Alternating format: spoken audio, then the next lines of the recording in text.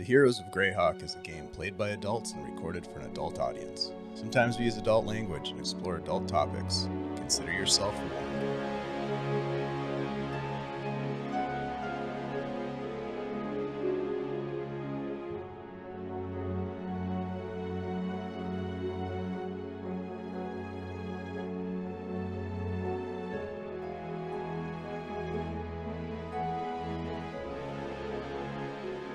Hello, everyone, and welcome back to the Superior Adventures Guild. My name is Dave, your humble dungeon master. Thank you all for hanging out with us already, getting us into a hype train of level 2 proportions. I'm not sure what that means, but it's pretty awesome, so thank you so much. My name's Dave, humble dungeon master and friend, and I am riding the high of GuildCon, where I got to see a bunch of my friends, including a bunch of the folks that you'll see here on screen in a moment over the long weekend, and it was a blast. We had a lot of fun and got into some hijinks and shenanigans. We did some jumping. We did some other things that we can't talk about, even though I really want to talk about it. No? Okay, I can't talk about it. Yeah, we did swear a blood oath to not talk about what happened on the rocky beach. I'm just saying you probably won't be surprised if you ever do find out. But hey, let's get into it. I'm going to introduce you to my friends here. Look at these beautiful people on screen who have come back for another week of Here's a Greyhawk. Welcome. Hi. Hey. Hey. Oh, hey. Hello. Welcome back, everybody. We're going to go around the table and introduce ourselves so we know who we are and let people know where they can find it. And if you have anything going on that you want to plug, please do that. And tonight, we are going to start with the jump-tastic Shelly. Hi, Shelly. Right. Hey, yo, everyone. I'm Shelly. You can find me on the Reds as You did it. Hey, it's Flea Monkey. That's what you can do. Ooh. Find me there. Also on the chat and on Twitch as Flea Monkey. That's about it. Tonight I am playing Nori Philomena Bibblespark, 4th level. I always feel like I'm yelling when I'm talking about her. You're doing great, Shell. 4th level Hexblade Warlock, Forest Gnome, who had some crazy things happen to her last week after some mushrooms. And let that be a lesson to you? Maybe Or not. she needs to do more because she still can't remember her past. I'm sure more drugs would help. I think that's the solution. Oh More my drugs. God. Don't do drugs. Unless you want to. Unless you need to remember something. Yeah, right. It hasn't worked for me. All right, let's jump over to Ashley. Hi, Ash.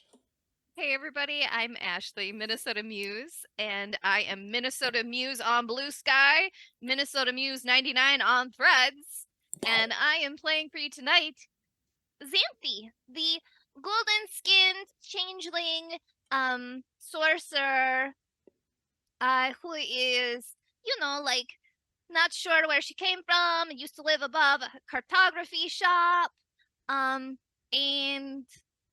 yeah, I don't know. She's like off fighting with her friends and nobody knows what happened to her at home. That's probably okay. It'll be fine. It'll be fine. Ashley, thank you so much for coming back. Do you have something that you want to plug for next week? Oh man. You I'm don't have to. gonna be in the Pirate Borg game. Hey! Is that starts next Wednesday? No, Tuesday? Next Tuesday? Yeah. Yep, Yeah, it sure does. so we're gonna take a little hiatus from this game to go play Pirate Borg.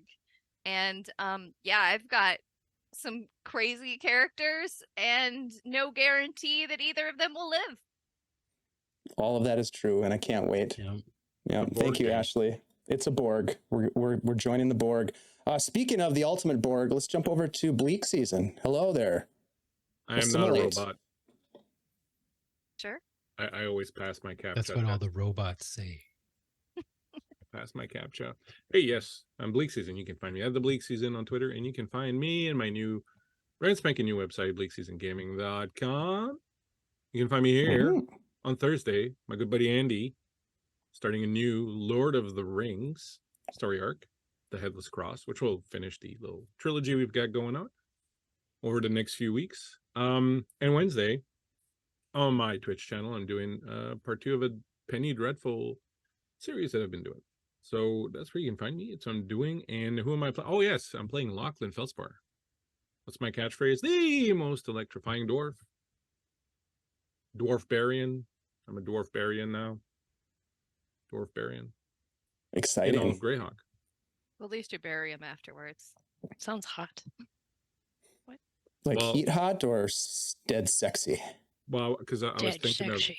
I was thinking of Nori, and I'm just waiting for the opportunity to rage. And the first time I rage, I'm definitely ripping my shirt off. And then I'm going to be folding like it Matthew nicely. McConaughey.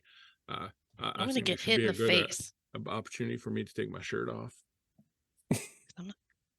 Speaking Nori, of roll popping for your stun. top off, we're gonna bop over to Andy. Yes, you heard it. Hey, Hey, buddy. hey, what's up, everybody?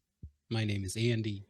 Andy G3D here on Twitch, sometimes on Discord, but Mhm. not right now. Mhm. Anyways, tonight I will be playing Desmond Des Adelar, 4th level rogue, doing roguey stuff, coming up with ideas for the future. That all depend on a large amount of money. Yeah, you know, Hell yeah! takes money to make money. You know what I'm saying? Spoke like a true businessman. Yeah. Anyways, yeah, you can find me here every Tuesday night playing Dez, and I'll also be in that pirate board game next Tuesday, playing another crazy character that I hope will make it past the first 5 minutes. But if he doesn't, I have a second one locked and loaded. Nice. So You got to be prepared. yeah, Awesome. Well, welcome back to the two-dimensional world, my friends. It was awesome to hang out with you guys in 3D last weekend, and yeah, look forward to doing it again soon. Y'all know me. I'm Dave. I play games, produce games, run games over here on Guild Superior, and love bringing people together to do so. Ashley already mentioned it, but yeah, for the next, starting next week for 3 weeks, we're going to be playing Pirate Borg, and we've got an awesome cast, including Ashley and Andy, Sly Sparrow, Sundance Sid, and Erica Anduin. We're going to have a freaking blast playing the game. I can't wait because it's, I love the board games and I love pirates. So there we go. It's going to be great. So come on back next week, same time, same place, different game. Lots of fun. You know what else is lots of fun? Sponsors. And we have a sponsor. CZRPG has been with us forever, and we appreciate them for doing that. We support them because they support us, and they like to give us things to give away to you. So as we do, we are going to have a giveaway at the end of tonight's stream. If you want to get in on the giveaway and win something called The Hunt, then you're going to want to type !drawing in the chat to be entered. We will draw one lucky winner at the end of tonight's game. Andy G3D is going to show you how it's done. It's very, very easy, guys. !drawing is all you have to do. You'll be entered to win, and everybody will be happy for you. And then we'll give you the stuff, and then you can play with it as much as you'd like. So there we go. That's all I have to say about that. Next topic. Next topic. Yes, thank you. Thank you very much, Shell. I think that's it. I don't know. We've got some announcements that we made it through, and I think we're ready to start the game because that's what we do. We jump into recaps and such. So here we go with a recap, my friends. Very excited to get into this. In our last session, the party departed the Thornhaven outpost, leaving Shiral under the protection of the Green Jerkin Rangers and setting off east towards Nambural. The journey was relatively uneventful, perhaps even pleasant at times, despite the expectation of your unknown fate that lay before you. A few days of easy travel brought you close to Nambural. But on one of those nights, well past the witching hour, Nori was pulled into a dreamscape vision of her ancestral past, transported to some monochromatic vision of a workshop lit by candles, a forge. She observed an elder Bibblespark Orvin, as it were, preparing and presenting 5 exquisitely crafted blades to some shadowed entity. The shadow touching each of the blades and in turn touching the final blade that Nori recognized as her own and then saying her name. Terrified, Nori screamed. The shadow came upon her A sense of dread washed over her. Vision shifted. You found yourself, Nori, standing upon a blood-soaked battlefield at Emerald Meadows, an event that happened 10 years earlier in your life. And there you were, fighting alongside your brother, Nalvin. His eyes were heavy with tears. He spoke to you, apologizing for the burden that you now bear, and that it was somehow always meant for you to bear. Puzzled and perhaps disturbed, the vision likely left you, Nori, with some new questions, outnumbering the dwindling list of explanations. The sword and the creator tied inextricably for now to Nori and her brother Nalvin, and pointing towards the grassy fields of Emerald Meadows. As you woke and carried on with your travels, you arrived eventually in Namburilla, sought out food and information. You purchased supplies, including a magical cloak, and talked with the locals, like Thistle Bramblefoot, and a curious fellow named Bixwick McCready, who warned the party to steer clear of Twilight Falls. What with all the burning and looting going on down that a ways. No concern of yours, as your path led to the south. And off you went, deeper into the gnarly forest, eventually arriving at the edge of a semi-cleared valley. Beyond the valley lay the vibrant gnarly forest, but the valley itself was stunted and sickly in appearance, blasted, forlorn, bearing an offensive odor of sulfur. You encountered a small herd of elk-like creatures shambling about the grassland, grazing upon the little browse that might grow from dried cracks in the barren ground. Further inspection, however, of the herd revealed them to be covered in fungal sores, akin to those that the party had observed on the knolls outside of Hamlet. The creatures, it seemed, were nothing but fungal approximations of elk or deer. Without engaging these rot beast creatures, you moved on. Later that day, the trail led through a copse of decayed trees. As you passed the desiccated grove, ahead you notice 6 figures kneeling in a circle.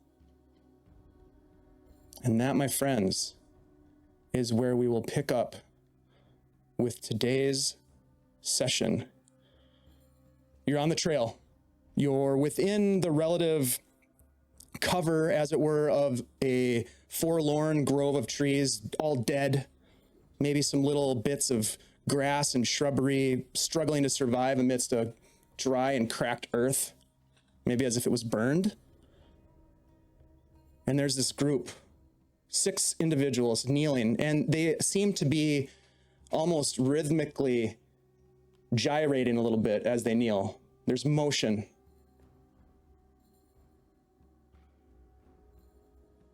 Nori, you take note of what's ahead of you, and you maybe find some cover. Your companions perhaps doing the same. But you hear something. You hear something troubling, perhaps. You hear voices in and out, as if speaking different languages, perhaps. But you capture some of the essence of what they're saying. We call forth the legacy of decay to echo throughout the ages. The flame bearer ignites the path of power, where pestilence and rots will rebalance the realms. May the spores of her dominion take root in the hearts of the fallen. And last, perhaps with some level of disgust in the voice, Anthraxis will open the bronze door of the Demon Queen. My friends, what would you like to do? Turn around and go home. Oh, Where's the fun in that? But probably smart. wow. The All right. Dragon Queen. So these guys are like up ahead of us a little bit? Mhm. Or Maybe we got the wrong guys. Maybe these are not the guys we're looking for, Maybe we just do a wide circle around them. like we did with the elks. Yeah, they're probably. You're right. They're probably not the right people. Are they more mushroom people? I'll of course whisper the main message and the last freaky line to everybody. Did this sound like I was hearing them because I have super awesome hearing, or was this like I'm hearing some dead stuff happening? As far as you can tell, the way that you hear it is like you're hearing them speak.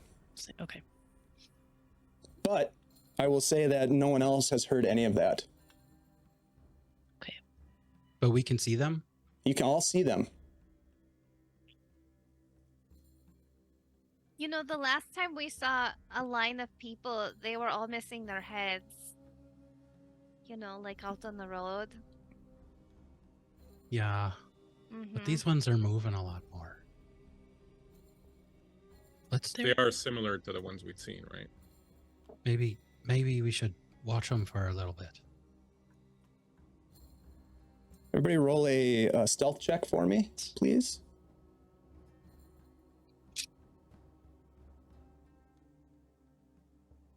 I would like to use an advantage. All I don't right. have good luck with stealth. Nori got a 17. Okay. Des got 27. I got 19. It's incredible Wow. what rolling with advantage does for you. Now that I don't have armor. It's because you don't have armor. No disadvantage for you, sir. You feel like you're pretty well hidden. In fact, you found yourselves perhaps hiding behind a boulder. I have the map up already. So you've got a boulder and some trees between you and these 6 individuals who seem to be maybe in some sort of a prayer or ceremony or something. Hard to say. Maybe if we wait here, we can follow them wherever it is they live. Well, what if they're currently in the act of summoning this dragon? If they're summoning Opening the something, bronze door. We should probably hit them upside the head before they... You want me to just run in there? I'm feeling pretty good with this cloak. We're just gonna jump on these guys and fuck them up, just like that. Well, I mean, they they're look obviously pretty. up to fucking no good, but... Yeah. Right. Oh, yeah. Look at the way they're gyrating, too. I mean, I'll watch that for another minute, but we should probably get in there after that. Well, how about this? Oh, I could kind of like step out and sort of draw their attention, and if a couple of you want to slip out to the side, and then I'll just kind of make like I'm lost or something, and then, if they Like attack me, we know surprise they're them? bad guys, and then you guys can come around sort of by, the northeast side there and kind of, wham bam, thank you, ma'am. And I mean, if they don't attack me, if they're like, oh, let us help you, sir, then we know they're okay guys. I like that plan. Nori immediately will turn around and start heading out. Out like you're leaving, or out like you're gonna go around? I'm out. Like you said, the plan. Okay. 3, 2, 1, hut. So I'll head. Go ahead and move yourselves on the map here. Go ahead and move yourselves up to 4 spaces from where you are now if you'd like to, or you can stay put. But you've got enough time to move about 4 spaces on the map. Des is just gonna pull his crossbow, get it ready. Okay. Don't you want to go? All right. So Desmond, you're gonna stay put. Pull your crossbow. Yep. You are at the ready. Nori, are you moving out? I am. I'm having trouble with my map. Sorry. Okay. Oh, Once I see Nori go, and I see Des completely ignoring what I You just should told probably him to get right about there. okay. About I'm 4 going to- spaces. kind of step around a little bit here and be like, I'm really sorry to disturb you guys. You seem to kind of be busy, but I'm trying to get to Nolb. My aunt lives there. She's got a rash or something, and I kind of want to bring some poultice. Anyway, you could kind of give me directions. Roll a deception mean, check for me. Perception? Deception. Deception. And then everybody roll initiative. 16. They don't want to 13 talk. plus 3, 16. 16. Just Okay. assuming that Right. Lachlan's gonna screw You it up. you seem like you have deceived them. You get the sense like, yeah, this is good. So if you, I mean, I don't want to cramp your style or anything. If you sort of can just point me in the right direction, I'll get out of your hair. What are you guys doing here? As you ask that question, you watch as each one of their undulations and gyrations stops as you begin to speak. And you see from behind the concealment of the heads of these individuals, wings extend out as if stretching. And you watch as these large mosquito-like creatures flap up, pulling this long blood-dripped proboscis out of these 6 individuals, and they fly right towards you. I'd like everyone to roll initiative if you haven't already, please. Can I just say to them, it's okay, guys. I'll find my own way. Thanks. And then Didn't mean to interrupt. All right, 25 to 20. 15 to 20. 15. 17. Okay. 15. 10 to 15. 10. And Desmond. 8. Okay. Xanthi, you can see as these things stretch out their wings and begin to fly towards the group. What would you like to do? You have a moment to react. I would like to, oh gosh. I will use create or shape water and the craft of coffee to just splash the flying creatures in the hopes that it will make them crash. Okay, so you Interrupt their use flying? your free action to pull this thing out of your pack, and you're going to use an action to, what's the range on this water manipulation that you can do? Are you going to wait until they get up close? Try to time it perfectly to get them, or are you going to try to get them from a distance? It's 30 feet by 5 feet, so I guess I could probably only get one of them. It's up to you if you want to go ahead and make that attempt, or if you want to wait for them to get closer. Totally your decision. Are they 30 feet away? I would say they're a little bit farther, actually. They're about 35 feet. They're just out of range. Okay. All right. I'm going to change my plan then. They're too far away. Okay. Also because I thought I thought it was 30 feet, but no, it's 30 feet to them, not 30 feet Mm-hmm. spatially. Okay. Then I'm just, man. Lachlan, you're on deck, buddy. On Blast deck. 'em. Yeah, that's what I Blast them. was hoping I had something I could get more than one of these guys at the same time. Well, I mean, I technically do if it's magic missile, but okay. Actually, sure. I'm gonna try to magic missile the 3 closest ones Okay. on the off chance that they don't have a lot of hit points. Gotcha. Is that Pop 2, my 3, head 4? out. Magic missile.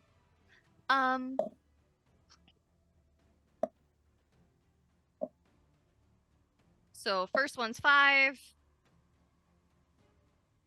Second one's 3. Third one is 3. Okay. So this one starts to move and is knocked out of the air and killed. Right here as it flies from one of the people in the circle. You hit this one here, number 2, but it continues to fly, and number 3 does the same thing. It gets just off of the body that it was feeding on, and it drops to the ground dead. Nice shots. Nice. They don't Do you have a want to lot move or? of health.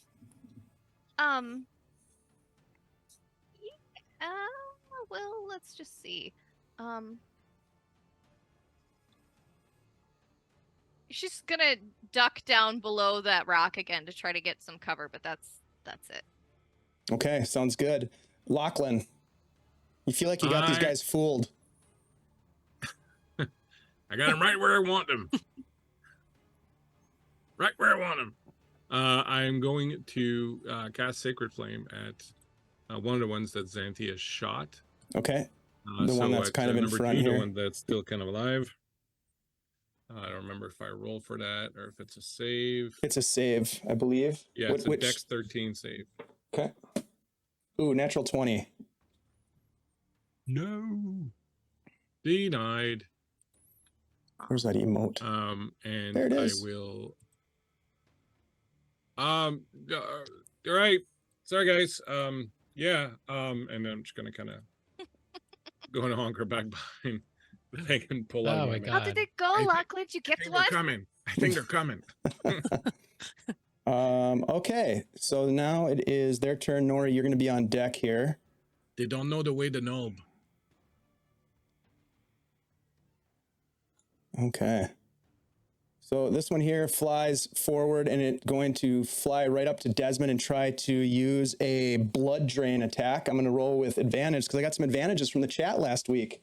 No. Yeah. Here we go. Blood drain. That is a 14. I don't think that hits you. Misses. Yep. And then let's see. This one here can get. Oh, no, this one here can get to Lachlan. I'll use advantage on this one. That's better. That's a dirty 21.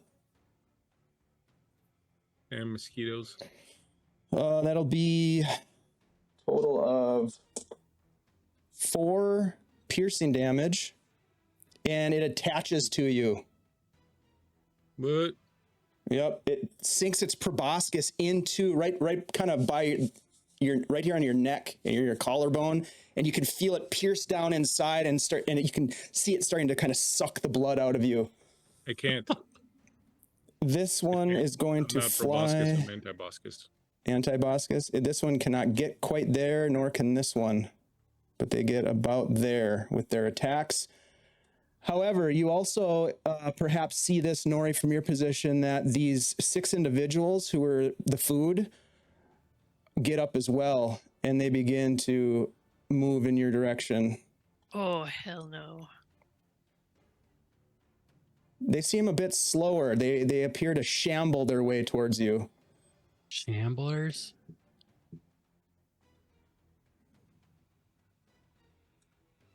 What the hell? Really wish I knew a fireball right now. Yeah, no doubt. He was well on his way. Yep.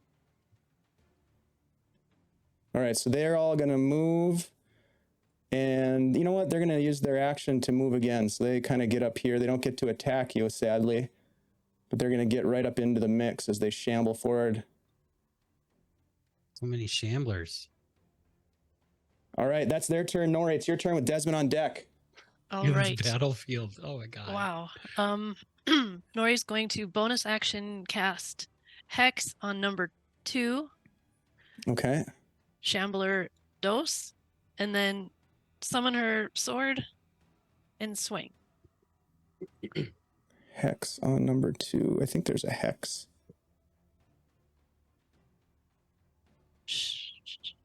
There it is. Number 2 is hexed. She's There going to we go. start it off with an advantage too. Yes, do it. Oh. Scratch that advantage from the vamp from last week. Here we go.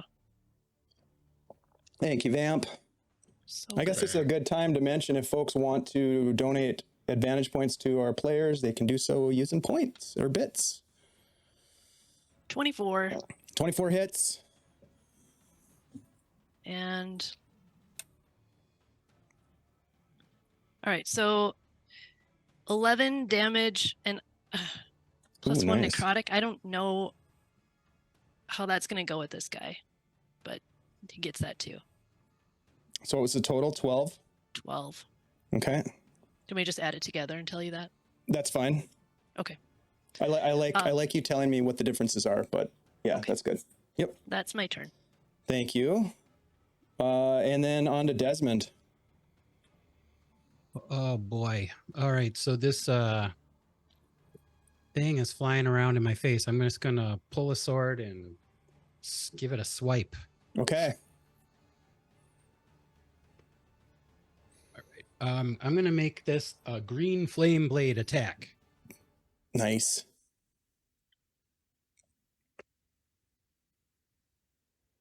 Okay, so that is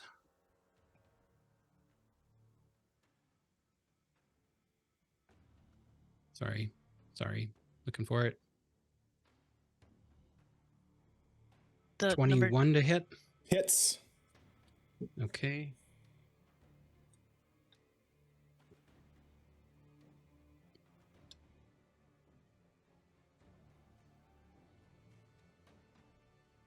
Surrounded, guys.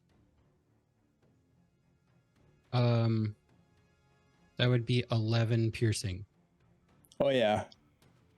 And Yeah, then- you drop it right out of the sky And as it's then right in your face. 4 fire damage. I believe it's 4. Let me just double check on that. That hexed guy, his disadvantage ability is going to be Constitution too. Okay. Nice shell. I learned. Double check. I'm pretty sure it's 4 fire damage. And to that guy, how about number 5? That was Number right next 5 to it. takes 4. Okay. Yeah. Got it. Then I'm going to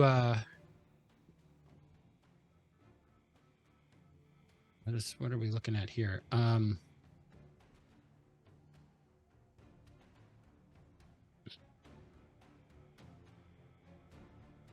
Can I just see if I can bonus action shove the mosquito creature off Lachlan? You can try. All right. Telekinetic shove. It needs to make a DC.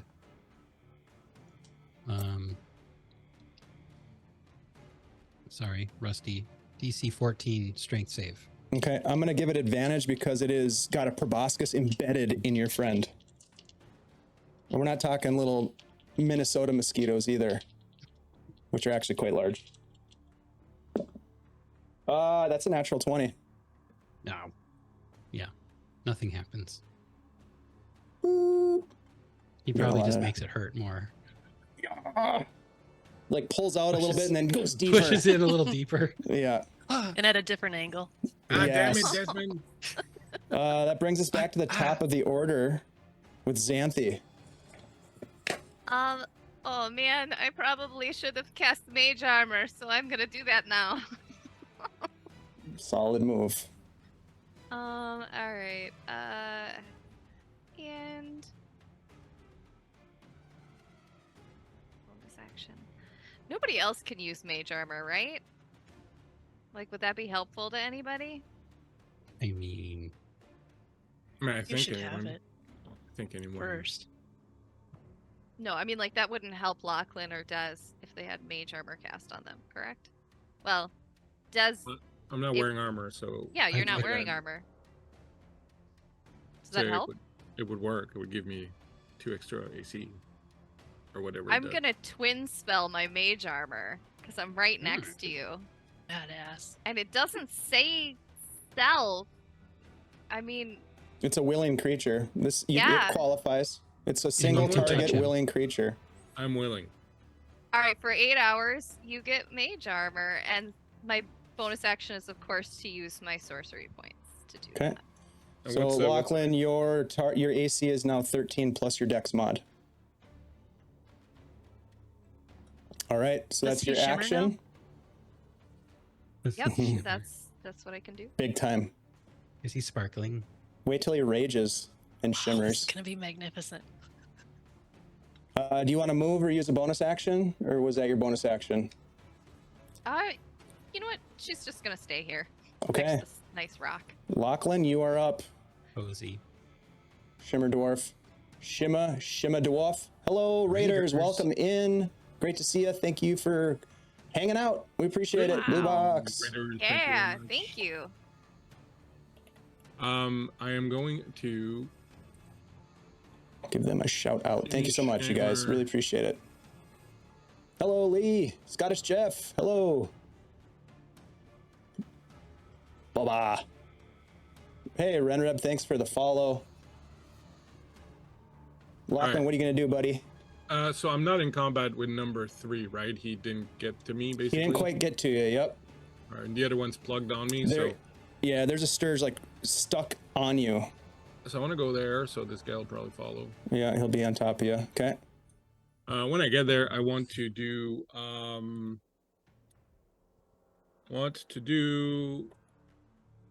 Thunderwave, which should get.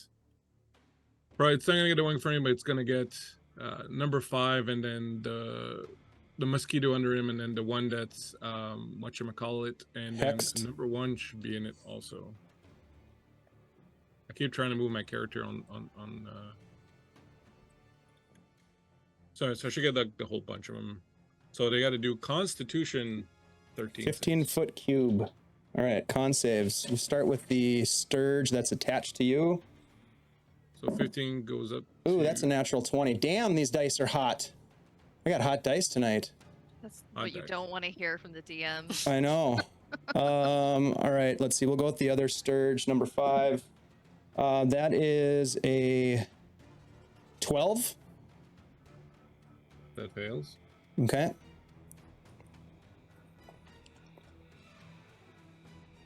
What's the damage that it takes? All right, so if they fail, it's 13 points, so it's half that if they make 13. Okay. All right, so this one is blasted out of the pock, as it were. You basically obliterate this thing. If I can find my actual, there we go. So this guy's toast. The one attached to you is still there. All right, then we'll go with the zombie dudes. Number 5 failed. He takes 13. Yeah, and he gets pushed Okay. back 10 feet. Well, he doesn't get pushed. Well, maybe he does. His corpse does anyways, because he is dead. That's the one that took some serious damage before. The Hex guy Pushing fails. corpses. Hex guy is going Push to it be real blown good. back as well. And then number 1, they all failed, except for the one that was attached to you, Oh, which kind of makes sense. yeah. Like, if you had told me that one wasn't gonna roll, I couldn't hit it, I would have been like, I totally get it. I like to give people a chance. All right, anything else from Nice. Lachlan? You just took care of a bunch of these dudes. Yeah, Yeah. that's right. And for my bonus action, I am going to do absolutely nothing. Okay, perfect. It is their turn. Let's see. The last remaining Sturge just flies away, disappears. Okay. These guys shamble in, standing and walking over their fallen zombie buddies, and they're going to attack, as it Oh were. god, too close, too close. Xanthi's going to get a couple of claw attacks. The first one I'll roll with my last advantage. Ooh, that's pretty good. That's a dirty 20. That hits. You Well, were actually, gonna- you know what? Shield. Okay, so that does not hit. Smart. don't know Number how bad it's 6 gonna is be going to yet. attack you. There's a That's couple a hits. 14 to hit. I don't think that hits you. Now that my AC is 20, no, Yep. it does not. And the last one, number 4, is going to attack Desmond. That's going to miss with a 14. Nori. Hey yo.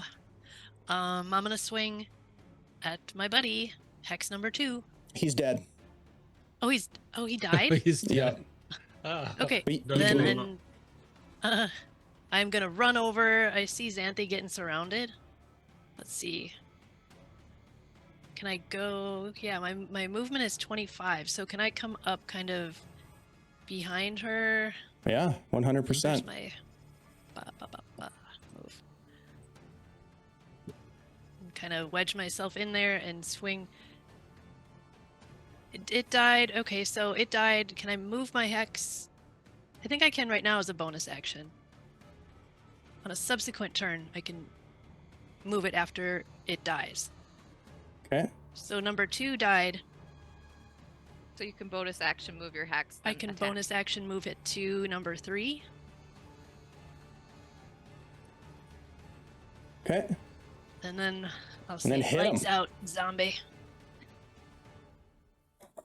I'm gonna use another advantage from Little Bones. Hey. 2 natural 20s. Whoa. What? Whoa. That's gotta be something special, right? Nice. Yeah. Yep. So big time that's special. 26 total. What a waste of one of them, though. You know. Ugh, I know. that's sad. Thanks Yeah, that for hits. making me That feel bad definitely about hits. That hits. All right, that's cocked. Okay, stupid. So 7 regular damage and 2 necrotic, so 9 total. Okay. 9 total. Anything else, Nori? No. I'll see if I can get in front of it, Xanthi, any bit to take a hit for her, I will. Okay. There's No- no way on the map, though, so. Noted. Desmond. All right. I'm going to take a swing at Shambler number 4. Yes. I'm going to Please use one of do. my advantages from last week. Thanks, chat. Chat's the best. Here we go.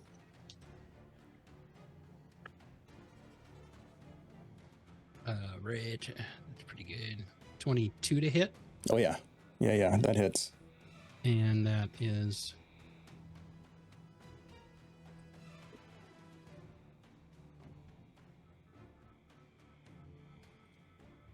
I forgot to call Green Flame Blade. Do I still get it? Sure. But call it Alright. next time. Yep. Green Flame Blade attack. That is 9, 11, 16 Mm. piercing to Shambler number 4. Yeah, Shambler number 4 is no more. And Green Flame bursts out of his corpse and hits number 6 for 4 fire damage, please. Okay. Wow. That's pretty sweet. Okay. Anything else you want to move?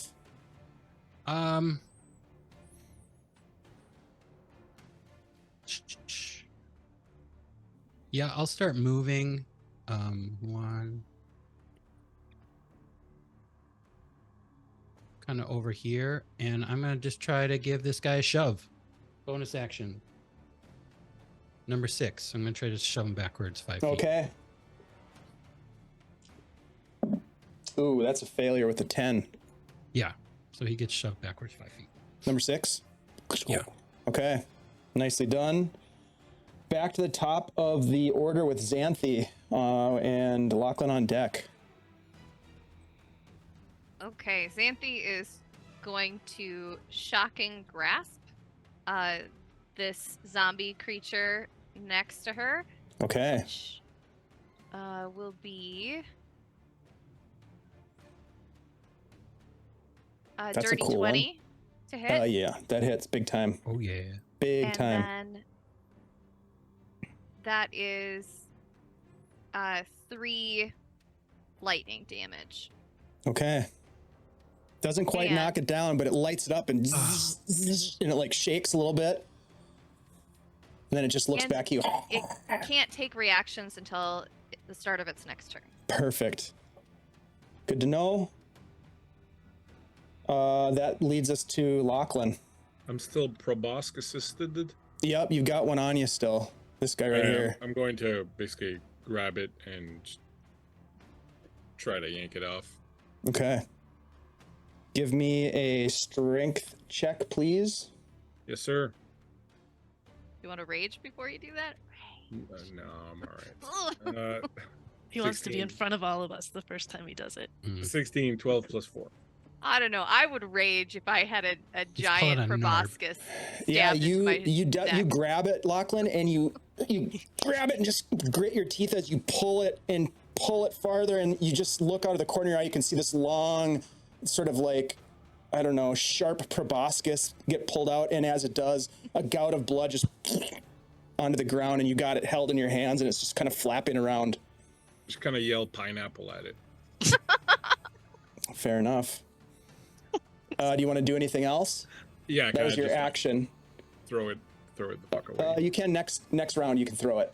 Like I don't even want to throw it for damage. Like I just want to like. Just push it away. Yeah. Yeah, you can use. Yeah, we'll say you can push it away from you. as it kind of like flutters its wings. Okay. And as that happens, this guy is going to then fly into the trees and disappear. On their turn, let's see, we've got these two guys are left here. They're going to come in. One of them is going to go after Xanthi and miss. And the other one is, the hexed one goes after Nori with a claw attack. 17 to hit, Nori? Not anymore. Okay, misses you. That is the end of their turn. Nori, it's your turn. Desmond on deck. These guys are looking like they could probably go down pretty quick. Swinging at the hexed guy in front of me. Mm-hmm. Oh, jeez. 22 to hit. Hits. Yep. Ooh, okay. So this is 12, no. 10 regular and 6 necrotic, so 16 damage. For big hit for a little jump. He's gone. He drops to the ground in a heap. Green ooze flowing at your feet. Or anything left alive? Oops. Yeah, there's one more right in Yeah. front of Xanthi.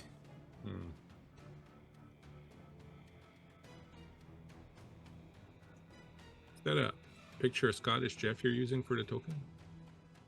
Ooh, Ouch. sick burn. Ouch.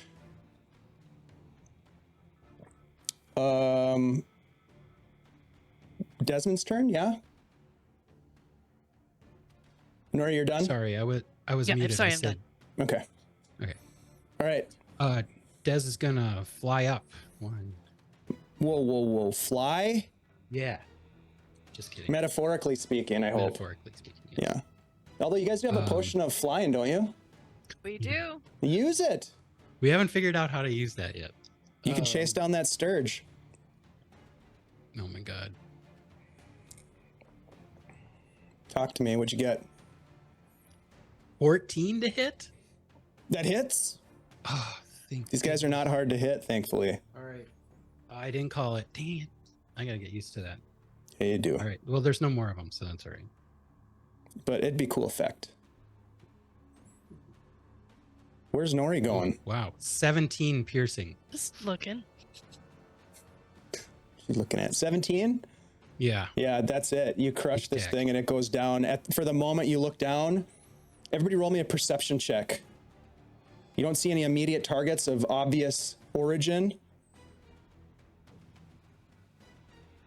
Dirty 22. 10. Okay. 10. So I rolled a 3, but I really want to hit that guy that's flying away. Yeah, they're gone. Like they fly into the trees and disappear. The two of the Sturges appear to have gotten away. One of them with a belly full of your companion's blood. Lachlan, you're just kind of like bleeding out of your chest wound. It's just kind of like dripping down your linen shirt, staining kind it of like- terribly. It's just some Flowy sort linen of random peasant swamp shirt. thing that happens. You run into these what the fuck was that? Xanthi, you look forward and you see up in this area where they were all initially sitting, you see movement on the ground, low on the ground. It almost looks like some sort of a small creeping animal or something. Oh god, there's something on the ground over there. Oh. Okay, I'll Should we- run. As Should we soon as- move? Boss, is it? Yeah, let's go see it. Let's keep Stop moving. it. Stay away from it, though. We're out of initiative order for the moment. If you guys want to race up and check it out, you can totally do that. By Whoever race wants up, to. do you mean like approach cautiously from a distance? I mean, you could Yeah. approach without any caution, just throw caution to the wind and run up to that huge pile of blood if you'd like. Safe. No, Dez is gonna put his swords away, prep his crossbow, and watch Nori's creeping up cautiously. around the rocks. I Get like it. close.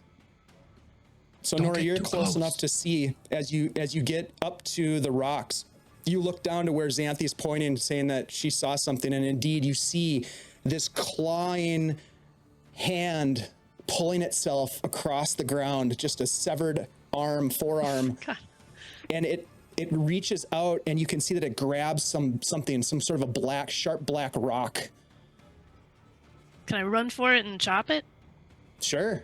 Give me an attack roll. Okay. This seems like another advantage thing. I'm gonna use my last advantage. At All least right. pin it to the ground.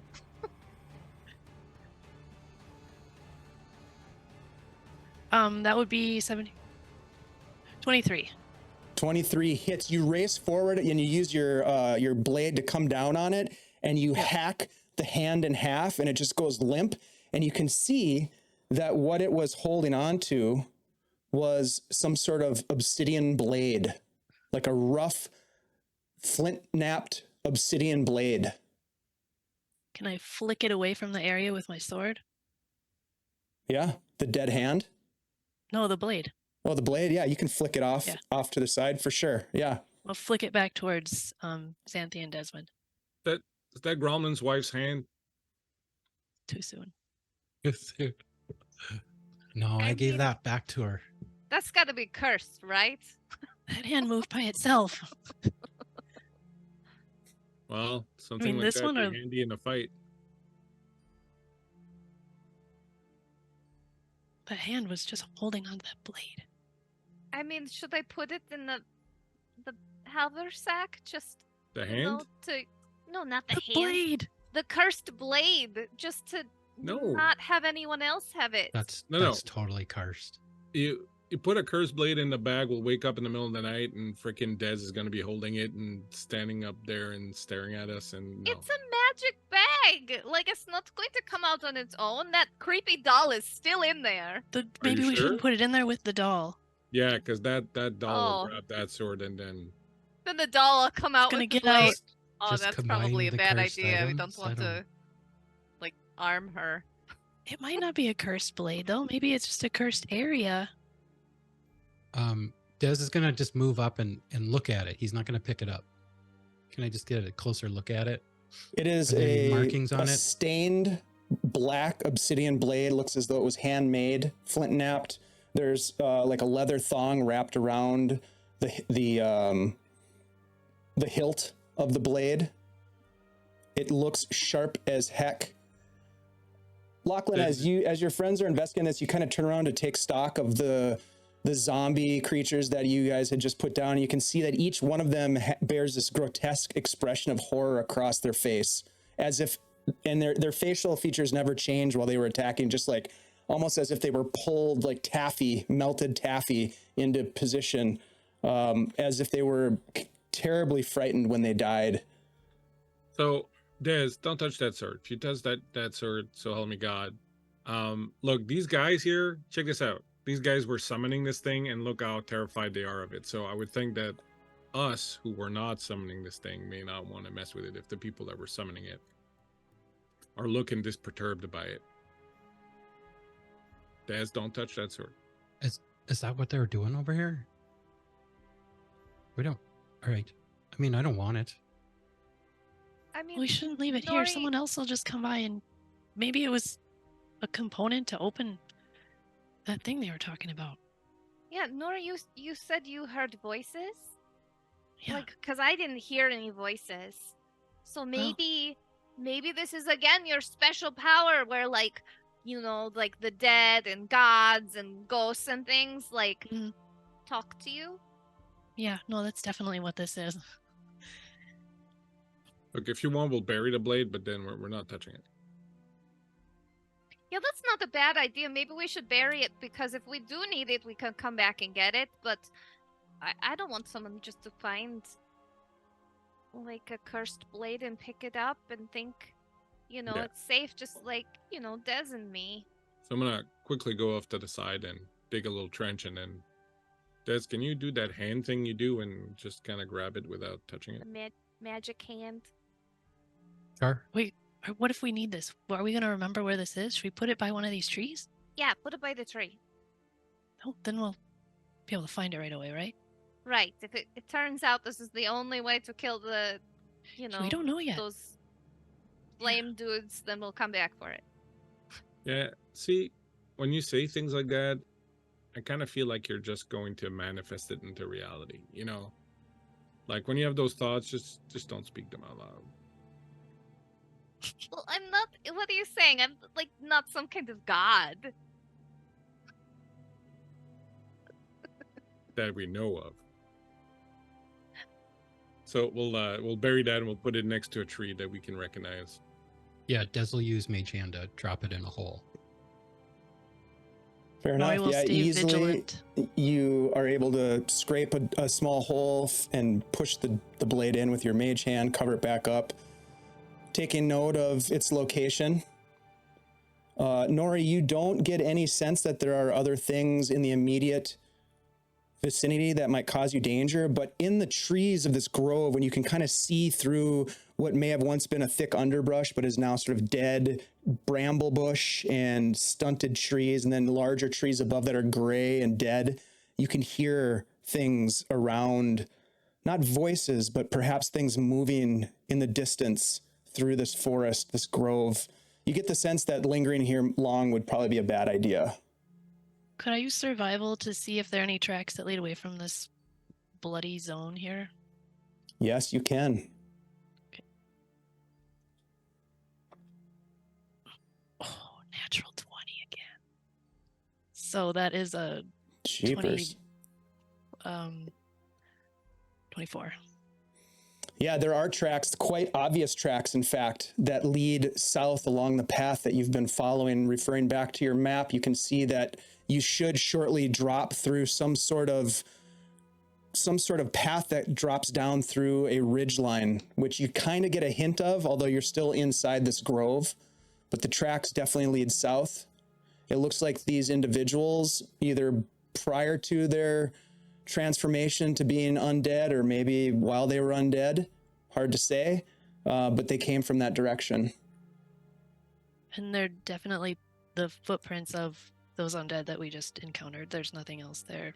I mean, there's nothing else that you see that would explain the tracks, Okay. and you don't see any tracks that aren't of humanoid in nature. Got it. I will indicate to my party what I have found, proudly. Nice. All right. You get the that's sense the that way we sticking go, right? around here is probably going to be a bad move. Let's keep moving. Be a little stealthy since everything here seems to want to kill us. You continue on south, eventually, and maybe with a bit of trepidation, but eventually leaving the ominous but also protective cover of this grove, and you enter into more of the open field-like area where you'd seen the rot beasts earlier in your travels. You continue south, and eventually you do reach a ridge line, and from that ridge line in the distance, you can see what appears to be a large scar upon the landscape. Continuing down this craggly footpath, you descend the ridgeline, continuing for what seems like hours, and eventually you come over a small rise, and you can see in the distance to your south a wide scraping trough that slopes into the earth, suggesting that maybe something impacted the ground with enough force to form a heaped area of earth and stone. And from your perspective, you can see that there's a faint blue light that glows from that location. Did something fall here? We should get closer. Maybe quietly, though. I don't know what that light is. I hope it's a magical wishing fairy that grants us wishes. That'd be pretty great. Likely. What would you wish for? Well, I don't know. I'd have to think about it. What would you wish for? Maybe another mushroom. Well, we could just give you another one. You don't need to wish for a But mushroom. they didn't work on you guys. I think it was just the one that I had. Maybe Let's just go. Maybe they're just gnome mushrooms. Maybe. Let's not get distracted. This is weird. Tell me this. Are you proceeding with caution and quietly, or how are you proceeding? Well, Yeah. I don't think we start super stealthing all of a sudden, but I think we're just trying to be aware of the environment and we're not jogging ahead, basically. Okay, who's taking the lead? Des will go in front. Okay, so the four of you continue south, and eventually you see the glow start to grow larger as you get closer. You can start to see that it's illuminating from below the surface of the ground, and then kind of blossoming above the ground with its blue glow. You also see those four pillars that seem to be very close to whatever this blue glow is, but closer to you than the glow itself. Could be the standing stones that you were told about. The standing stones of Ignis.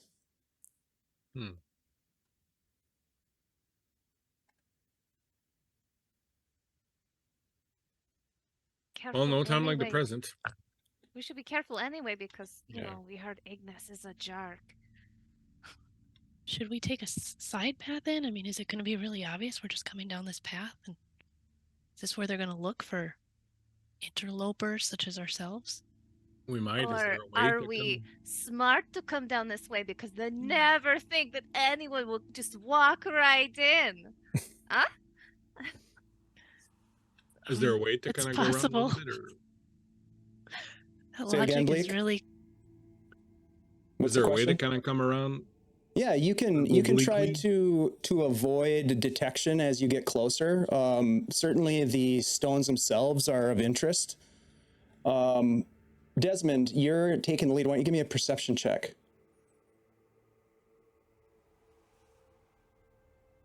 Not great. Not what we like to hear. 7. Okay. It doesn't seem like there's any sort of motion that you can detect as you are not stealthing, but carefully making your way towards the stones. You get within 60 feet, pushing ahead a little bit farther, you get about 40 feet away. Creeping even closer, you get about 30 feet away, 25 feet. Right, 20 feet. Des is not going to get that close to the glowing.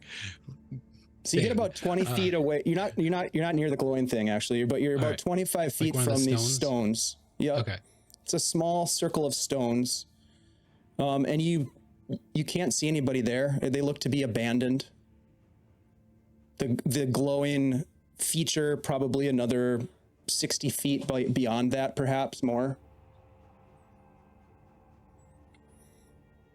Do I see any like markings or any kind of like writing or anything on the stones? Give me another perception check now that you've gotten closer.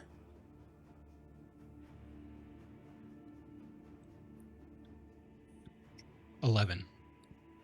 Yeah, it seems like from the distance of 25 feet or so that they do have some sort of calligraphy or iconography on them. Hard to tell what it is from your distance, though. All right, should we keep moving? I don't see anything. I'll approach. Des- Yeah, I'll Yeah, Des approach. is just going to crouch down and kind of wait for everybody else to get up to him. I'll come up to you. What you got up there? I don't see anything, just these stones. Some weird writing on them. What kind of writing? I can't tell.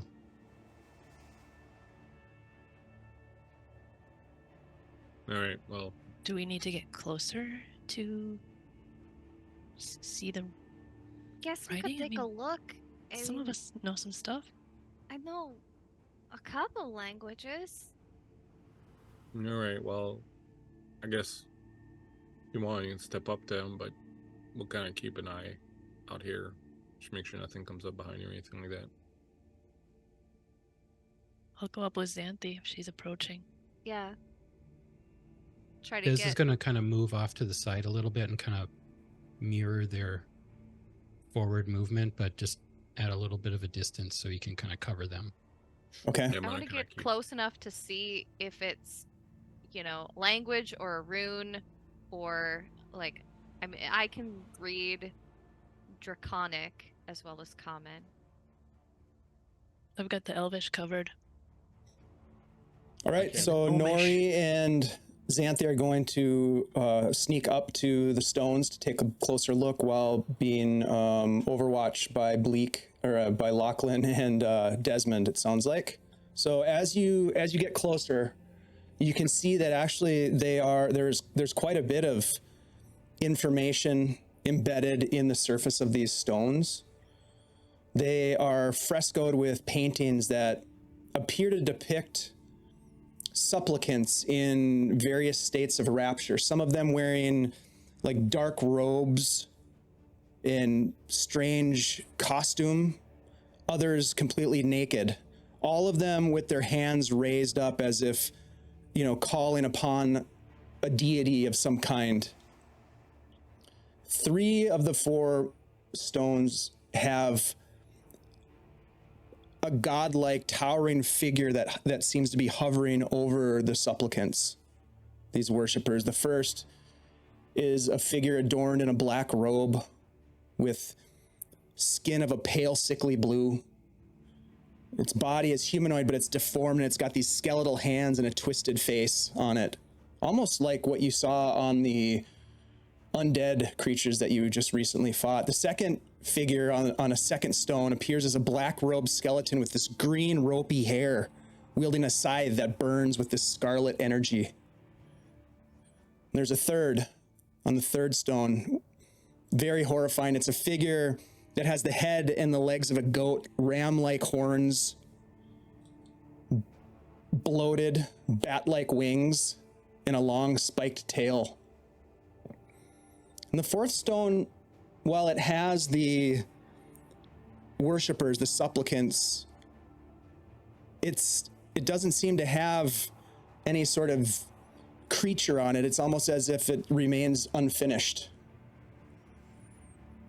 Honora, you said you have some skill in the Elvish languages. Do you speak Sylvan? Oh, I wouldn't expect that I would. Don't know specifically. Well, it would be on your character sheet if you did. Well, it's just Elvish. No, then you don't. But you know enough Elvish to be able to make out references on the fourth pillar. Something of a cleansing or balance and decay. And that's when you notice that in the middle of the 4 standing stones, there is a bowl of green, putrid water.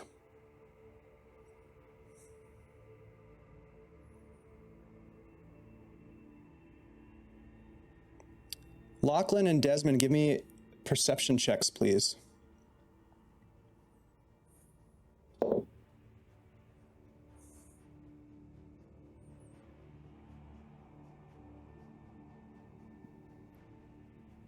Better. 14.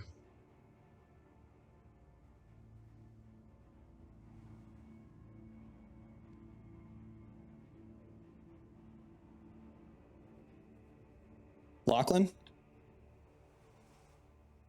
Sorry, I didn't realize I was muting. So I was muted 17. Okay. Sorry. Lachlan, you notice in the direction of the blue glow where the earth is mounded up, where you saw that large scraping trough as if something was dragged across the ground or pushed into it, you see movement. At first, you're not sure. You look again, and you can see now, backlit by the blue glow, there's a man standing on the ridgeline. He holds a staff, and he just appears to be watching.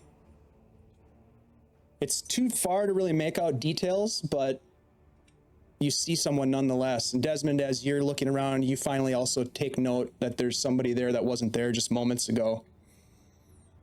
That company. About how far away is he from us? I would say probably something like 30 feet, maybe 35. Hard to see a lot of detail because there's like this blue black backlight on him. And so you can just kind of see the silhouette of this individual.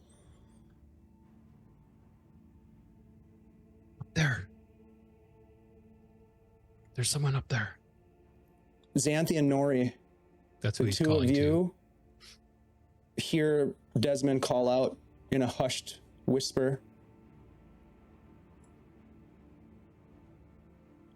Xanthi, should we just walk back like we don't know anything is happening? Should we just be casual?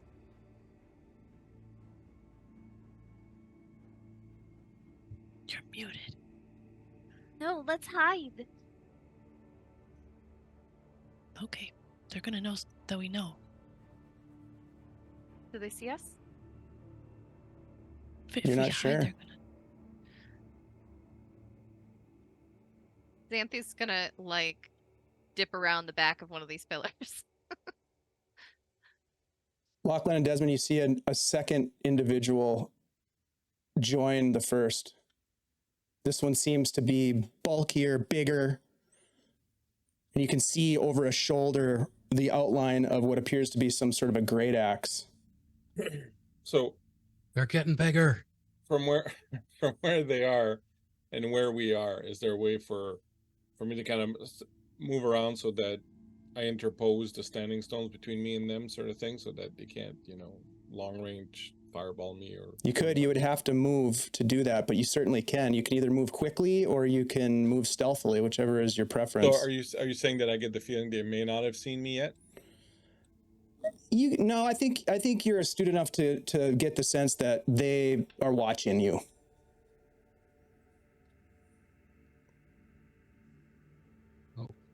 I'll bring up a map here for folks. So you can see Xanthi and Nori over at the Standing Stones, Desmond and Lachlan off to the side. There's this ridge line here, this large sort of piled up earth. Looks like it's been like that for a while, perhaps. The blue glow, which you can't see the origin of, is coming from in here. This is that long trough across the landscape. And you see an individual here and an individual here. And as you start to hide and take cover, you hear a voice call out to you. It would be best for you to turn around and head back to wherever you came from. This is no place for you.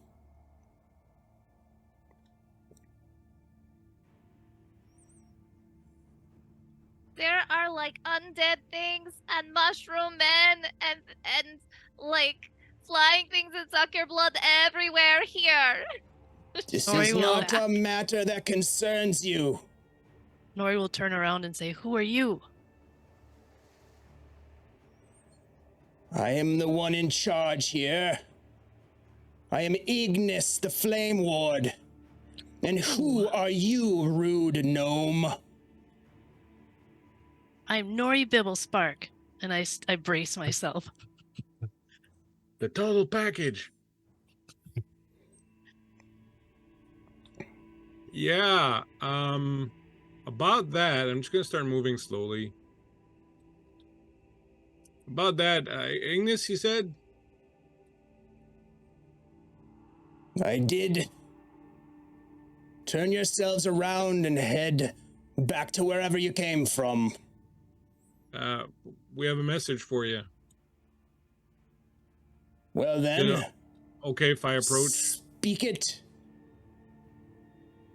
We were in, You see one of the larger individuals moving down to meet you, and he looks like he has some sort of rage in his eyes, bloodshot, and he's just like almost vibrating with energy as he looks like he wants to pounce on you, but is waiting for the go ahead. The go ahead. Yeah. Yeah, look, we were just, we met a friend of yours recently. We were in Twilight Falls, and we met a friend of yours who told us that we could come here to find you. We, well, frankly, we kind of like your work. We ran into some troubles up there with the green jerkins and this, that, the other, and, well, we kind of feel like anyone they don't like, we could be friends with. The Jerkins are of no concern to us. They are irrelevant. Yeah, but we've seen your handiwork kind of up close a few times, and we're real fans. Handiwork. What handiwork do you speak of? Well, we saw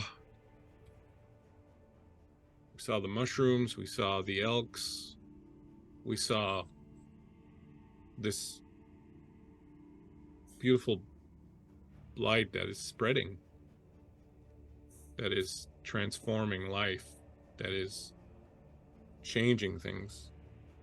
It's a beautiful sight to behold, this change, this transformation. So you're a believer then, is that it? Come here to worship. Well, I'll tell you what, sir, I don't know if I'm a believer, but I certainly like to be taught. I'd certainly like to learn the wisdom necessary to believe. Give me a deception check. Right you are. This could go well, or it could go very bad. While we're waiting for the results of this roll, what are the rest of you doing? Xanthi, what are you doing? She's mostly like just kind of peeking around the edge of this giant pillar, like trying to get an eye on where people are, but trying to stay mostly hidden. Okay. Ready for something to attack her. Give me a stealth check. Desmond, what are you doing? She's not going to be really stealthy. Like she Well, you're shouted hiding. already. You said you were like hiding. He knows where she is, but I'm trying to have cover. Got it. Desmond, what are you doing? You're muted. Des is just kind of slowly creeping up behind where Xanthi and Nori are. Okay. Kind of keeping an eye on Ignis. So I got an 18, actually, on my deception. Okay. Pretty damn good. All right. Well then, dwarf, if you be interested in what's happening here, ready to bear witness, well, the ritual is already underway. The only thing that's left for you is to spill your blood as an offering to prove your loyalty to the Demon Queen. I will. But I have a gift for you first. A gift from Jeru Ashtath and Shiral, and I'm going to guiding bolt his ass. Oh, all right. Well, you'll get a surprise round on him because you deceived him so nicely. Give me an attack roll. Nice. Oh, yeah. Oh, yeah! I'm like the Kool-Aid man. I am going to pop an advantage on it, too. Which one is Lachlan attacking? The Ignis guy. Oh, okay. Yeah. Right. Guiding bolt with my advantage. 30-20. 30-20 is definitely going to hit. Definitely hits him. As he's calling out, like he's gesturing to one of his guys to bring you the weapon, you turn around and fire off the guiding bolt, hitting him. Give me some damage. It'll be radiant damage. 10, 15, 16, 17, 18 radiant damage. 18 radiant damage. Very nice. The blast comes flying across the ridgeline. He doesn't see it coming until the last minute. Crashes into him, sends him sort of staggering backwards. He just laughs. It's too late. Ashstaff is dead. The other druid will die soon too. It is their fate that they earned for their disbelief. Everybody roll initiative.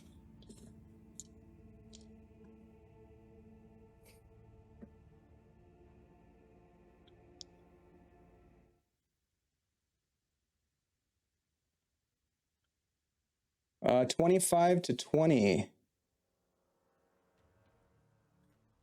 Oh no. Aye. 15 to 20. 15 for Des. 16. Okay, 16 for Lachlan, 15 for Des, 10 to 15. 10 for Nori. And Xanthi? Yeah. What are you guys doing back there? I can't see that Nori's stone is in the way. What'd you get? 3. Okay. Not my stone. What did he All right. say? So he is going to get an attack first. And he is going to cast a spell. Okay. I need everybody that's not Lachlan to make a... Where is it? Strength saving throw, please. All right. Can we use any kind of cover for this? No, you can't. Okay. I'm going to use one of my advantages from the chat. Okay. I would also like to use an advantage. Do it. Yeah. Yeah. Mm, Not great. nope, me neither. 10. 7. 30, 21. Thanks for the Okay. advantage. So Nori and Desmond, you look down at the ground as it starts to erupt and all these dead, gnarled vines start to sprout from the ground and entangle themselves around you. You are restrained until the spell ends. You can use your action to make a strength check against the spell save DC to get out. Otherwise, you are restrained, which means that you, unfortunately, can't move and your attacks have disadvantage. Attacks against you have advantage, all that good stuff. So you guys are currently restrained. Okay. And Lachlan, these two guys come right at you. Right. And they come swinging. So the first one, number 3 here, is going to miss with a 2 on the die. And the second one is 17. On the nose. Okay. So he swings his great axe at you Ow. for 13 slashing damage. As the first guy comes over and swings, you duck out of the way. The second one comes in right behind him, cutting you across the bare chest. Now that you don't have armor, you're gonna have a nice scar though from this Ow. one. So that's their turn. Lachlan, it's your turn to rebut. To rebut, I am going to, much to Nori's delight, rip my shirt off. It's already kind of all ripped anyways because of this. I'm glad I was restrained to see this. You've got blood on it from the scourge. Now it's cut open, sort of like a Lou Ferrigno thing. Just pull that sucker and off. I'm going to rage. Hell yeah. First rage. Yeah, my Oh first my rage. God. Congratulations. We're so Thank proud you. of you. We're so proud. It's a proud moment. Rage. We've got a rager. Let it Ayo. rage. Oh, he's raging. The boy is raging. And I am going to. Wow, that was kind of creepy. Yeah, I know. Creepy I'm you. going to. You like it, I know. I'm going to attack one of these guys. I guess that's what I'm going to do. Da-da-da-da.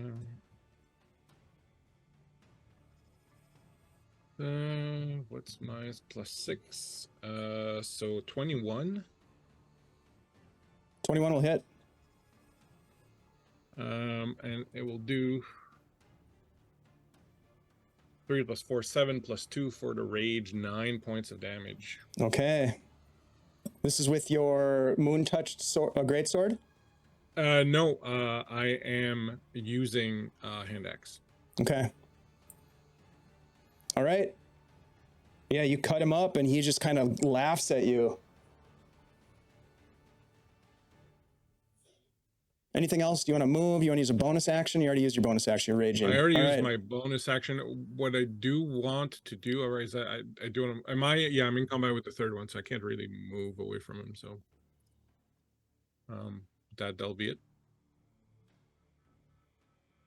Okay. That's it. All right. That's your turn, Desmond. You are restrained. You can use your action to make a strength check to get out of it if you want, or you can attack with disadvantage from your location, whatever you'd like to do. Yeah, I'm gonna try to break myself out. Okay. Give me a I'm strength gonna burn check. another advantage. Come on.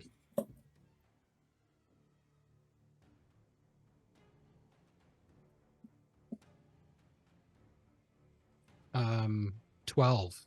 Saving throw? Or check? A check. So is that just plus my proficiency, my strength bonus? Strength bonus, correct. Yeah, 12. Yeah, you're still stuck. You're entangled. So you can't move. You got a bonus action? Yeah. How high is this ledge that Ignis is standing on? 10 feet off the ground that you're on. I'm gonna try to mage telekinesis, shove him off the ledge. What's the range? Pull him towards me. The range on that is 60 feet. Oh yeah, he's well within range. All right. All right, what do I roll? A So save here? DC Dex save? 14 strength save. Strength save, okay. No, he fails, and you pull him, and he falls off the ledge, doing some damage. He takes some damage. All right. It's something. Yep. Push him over. And he falls down. Okay. I think that's the end of your turn. So Nori, Yep. you are also restrained by the bramble bush. Nori is going to bonus action cast Misty Step, Nice. and she's going to end up right next to him, Okay. and then she's going to stab him in the face. Ooh, Or she's going to at very least cool. try. Get Okay. advantage. I Because do. I- I'm going to use the doctor. Who is this? I'm going to No, use an because advantage I- I just got. Don't. Yes. You get it from my guiding bolt. Oh. Oh. Oh, okay. Then I will not do it that way. 2 11s. What's the deal here? So that's 17 to hit. 17 will hit. Okay.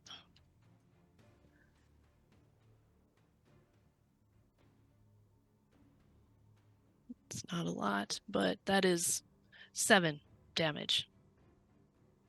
Every little bit helps, Nori. Mm-hmm. Okay. It's not glorious, but it works. All right, that's Nori's turn. Xanthi, what would you like to do? You are not restrained because you made Okay. the save. Xanthi is going to move 5, 10, 15, and blast Ignis. Okay. Let's see. Okay. Now we said that well, you know what, I'm gonna save that anyway. So I'm gonna just do a firebolt. We'll see how Okay. this goes. Try to ignite Ignis. 19 to hit. Firebolt. 19 will hit. For 4 fire damage. Okay. Right. A little bit. There go your eyebrows. Does it seem like he took damage from As that? far as you can tell, Okay, because I just want Yeah. to make sure, because he's a fire manipulator, right? that's what you think. Okay. And your suspicions will be confirmed because do you have any other actions or anything else you want to do? No. Okay. As his feature, he changes shape, Nori, and you can feel the heat emanate from his body as he shifts into what appears to be. I don't want to see this. It's not as bad as you might think. Appropriate Ta-da! music. A fire elemental. And he is going to make some attacks on you. First one, a fiery touch. 19. Hits. Okay. Now we're get the getting rash from somewhere. that. Burns off the rash. Ooh, Is that what they nice. call it? You can borrow the Cauterizing. Touch. 12 fire damage. Oh Oh, shit. You ignite into flame. Oof. Okay. not good. Cool. No, it's not good at all. So you ignite into flame, Nori. Yeah. I'm all right. At the start of your turn, you're Time going for to take that some water damage. magic. Unless you decide, and then you can use your action if you want to try to put yourself out. But you are currently on fire. And then he is going to move over here and do the same thing. Try to do the same thing to Xanthi. You are fools to think you could defeat Ignis. Oh, that's pretty good. 22. Xanthi, you're on fire. Well, we knew that. No. No. And you're also going to take 8 fire damage. Ouch, hot. And then, man, he is going to...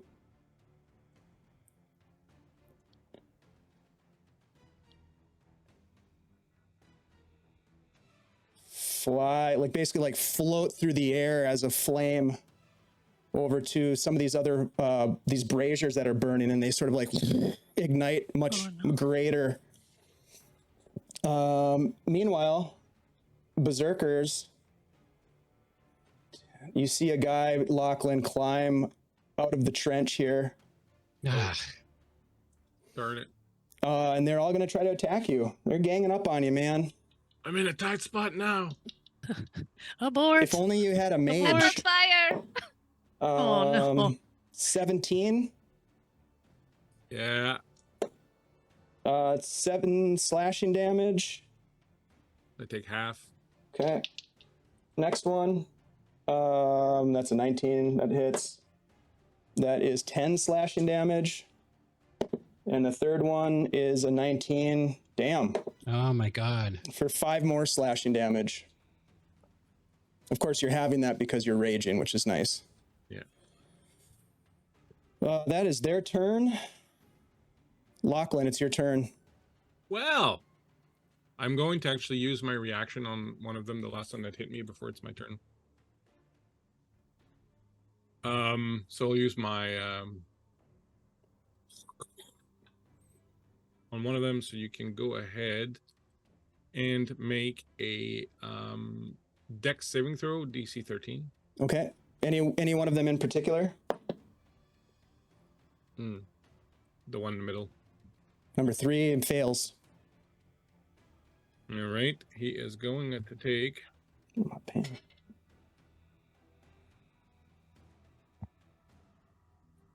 a 13 lightning damage. Wow, very nice. Whoa. Call down the lightning. Look at my Ultrix! Also, I'm fucking injured. What did you use to do that? My reaction. Wrath of the Storm. I Got can't, it. it's not a Not a spell. spell. Okay, not a spell.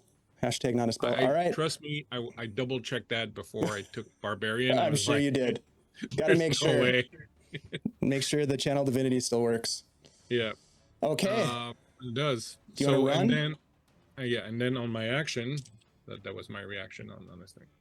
On my action, I am going to. Oh God, I'm in a tight spot now. I am going to.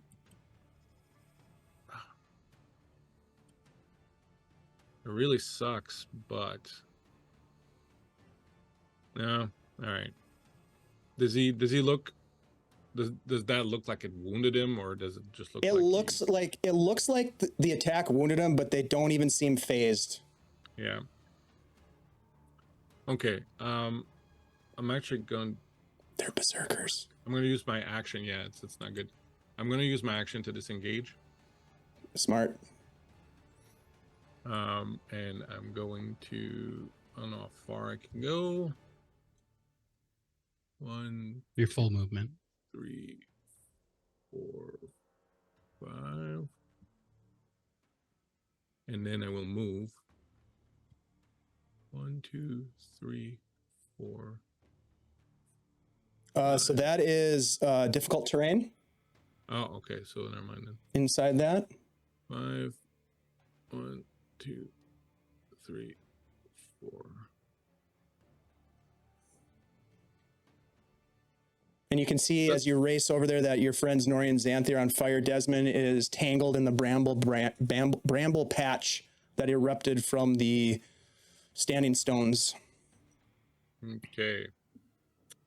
All right. Well, so that's my action and my movement. So All right, Desmond, it's your turn with Nori on deck. All right. I'm gonna try to break out of this thing one more time. I think I lose my rage actually.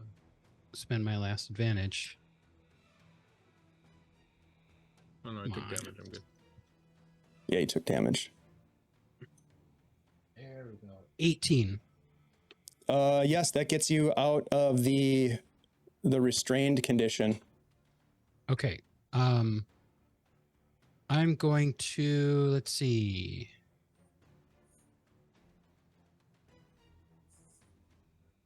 Question. The ring of jumping. Mm-hmm. From I can do a standing long jump of 22.5 feet. Does that count against my movement? Yes. Oh, okay. Well, I'm gonna, let's see. Yeah, I'm gonna jump out of there. Smart. I think it's a bonus action. Let me just double check that. Oh, I already used my action.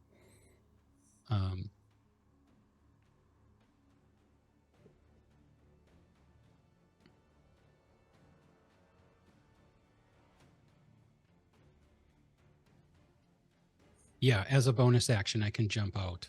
Okay. So I will jump out right next to Xanthi. Smart. But unfortunately, that's my full action and bonus action. And you still have a little bit of movement, I think. You still have like... Yeah, I'll move like right up closer to her. Okay, so she's definitely on fire, so don't get too close. That's why. I'm jumping in to help. Don't get too close. All right. Try to get my cloak off so I can try to, Nori, you are on fire, and as you start your turn, you take 3 fire damage. Okay. Nori, go before me or after me? Before I had you. a 10. Oh, You okay. had You went before. Yes. I'm gonna stop, drop, and roll. Okay. Will You be use your my action. You can put it out. Yep. Okay, and then for my bonus action, I'm going to do Warlock feature, Hexblade's Curse, which is different from the Hex. That's a bonus action. Okay. That does nothing to him this round. Sounds good. Oh, and it's going to be obviously on the big guy. Okay. On the fire elemental. You got it. Yes. All right. Xanthi. Xanthi, you're going to take 10 fire damage at the beginning of your turn.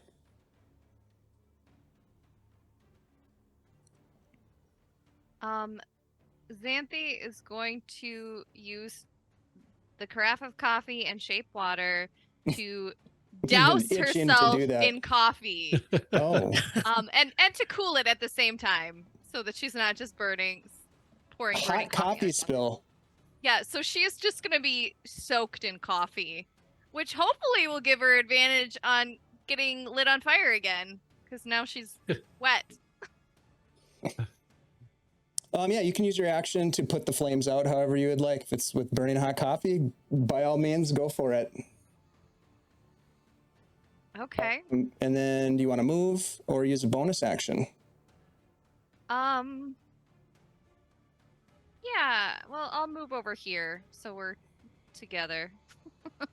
We can sizzle together. We can all die together. All right, so that holding is, hands. That is the end of your turn. Right now. That brings it to them. These guys are going to chase after you.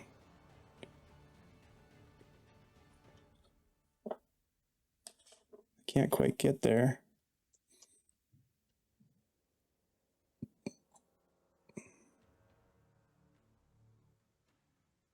They're coming your way, snarling and howling like animals, hoisting their axes, ready to attack. They are all going to take a dodge action as they come in to fight. Nori, you're probably the one who can see this since you were kind of focused on the fire elemental Ignis as it sort of flies up high over the blue glow and then drops below visibility where you can't see it anymore. Okay. And I'm just waiting for, that's weird. It's like all catching up.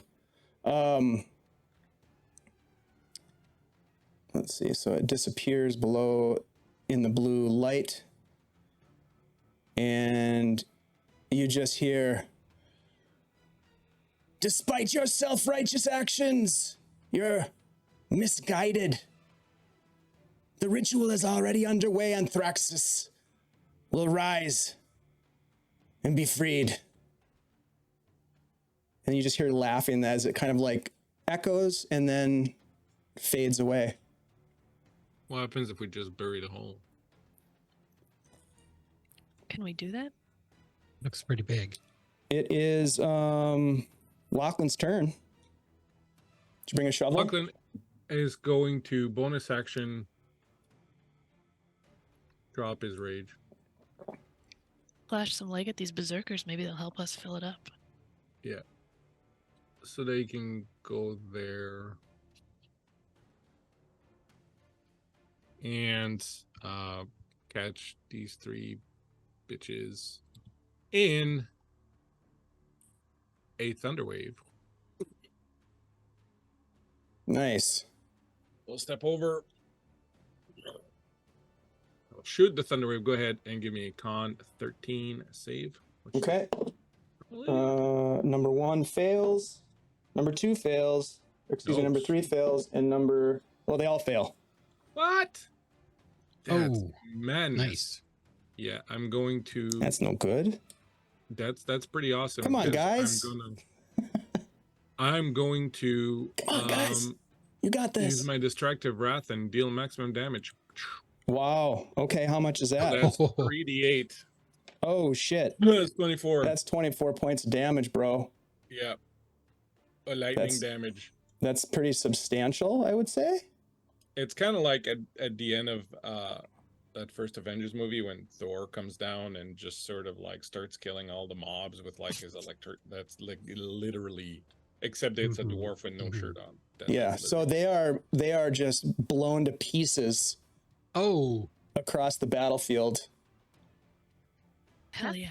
That was quick. he went down into that hole over there.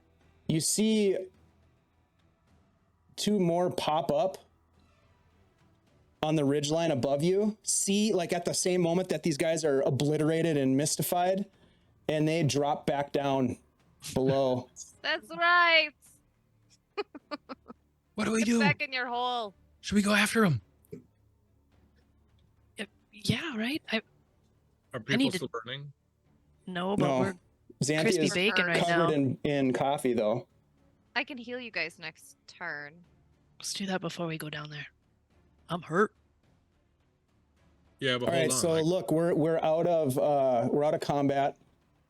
So what would you guys like to do?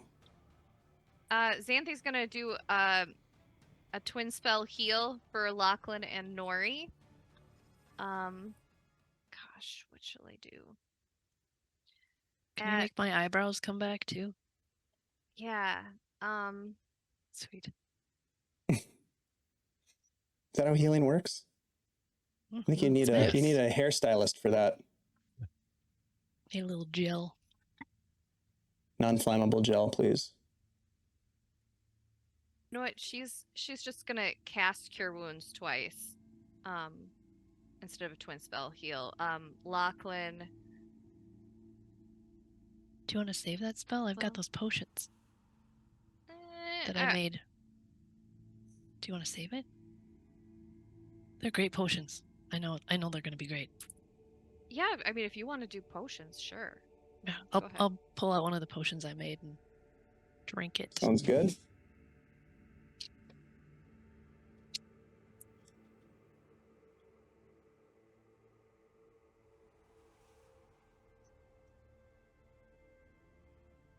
All right, so as the four of you regroup, heal each other or yourselves, and plan to give chase to perhaps stop whatever ritual that Ignis indicated was underway, we're going to go ahead and take a quick break. And we will be back in a couple of minutes to find out what the hell happens here. But before we leave, really quickly, for our break, I want to make sure that people are aware that we are giving away some loot from our friends at CZRPG. It's from their Kickstarted Amazing Encounters and Places. It's called The Hunt, and it is really cool looking. Please go ahead and type !drawing to get in on the giveaway, and we'll be back in just a couple of minutes. We'll see you then.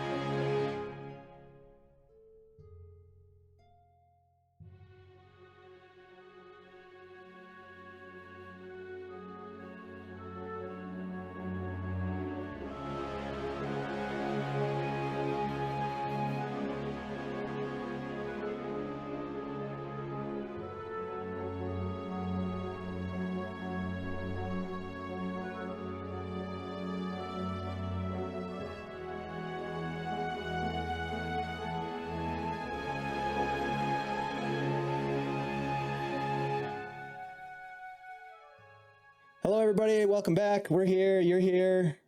And we're going to get into some serious business here as we jump back into our game. The party has followed the map that was given to them by the Green Jerkin Rangers, trying to find the standing stones of Ignis and something called Sylphides.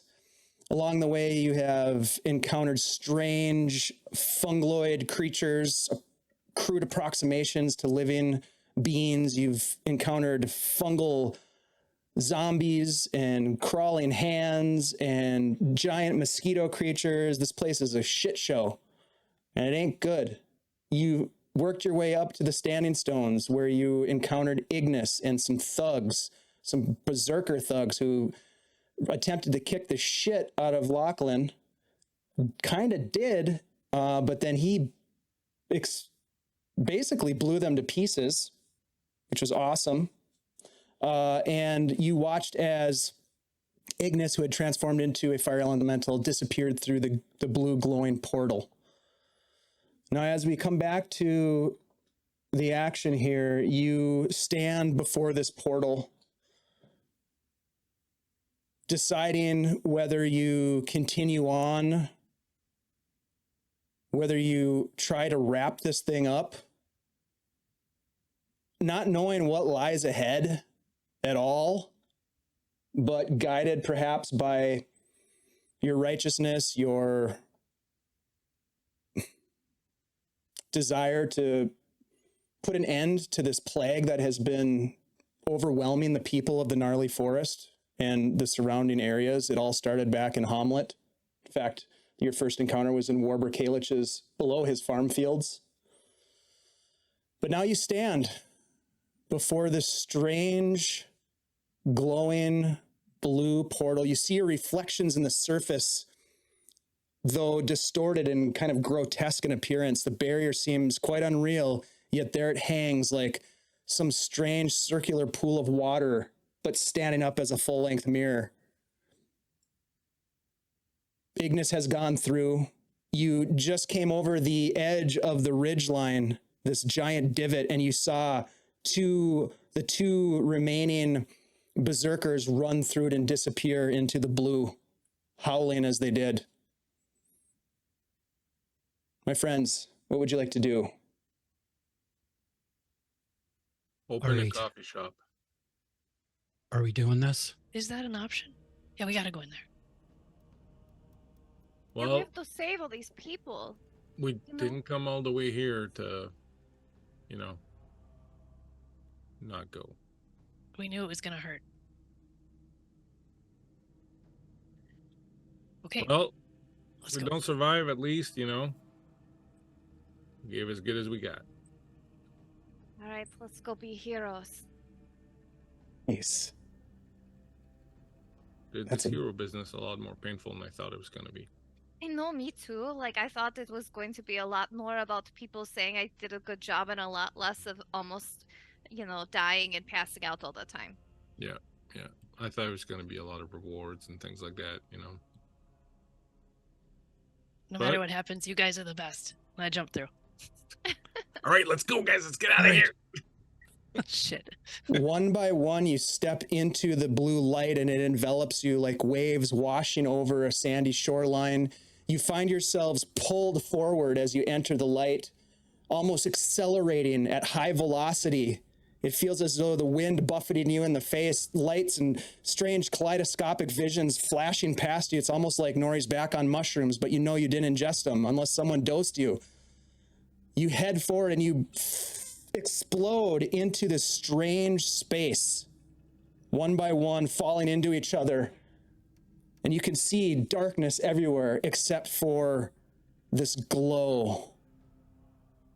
There's a grove before you, a giant grove, once majestic, but now just a husk, a charred shell. The trees covered in fungal growths, colored, beautiful, but sickly and disgusting and fell, and you know that it's not natural, or at least it doesn't seem so. And you can tell that something is happening. There's a sound of drum beats coming from the center of the grove, almost beckoning you forward. They got the band. They've got Spug's book. You continue Okay, let's forward go. one by one, making your way, honing in on the sound of the drum beats. You can now hear that there are voices shouting unintelligible cries. I'm going to open up a map here for you guys to take a look at.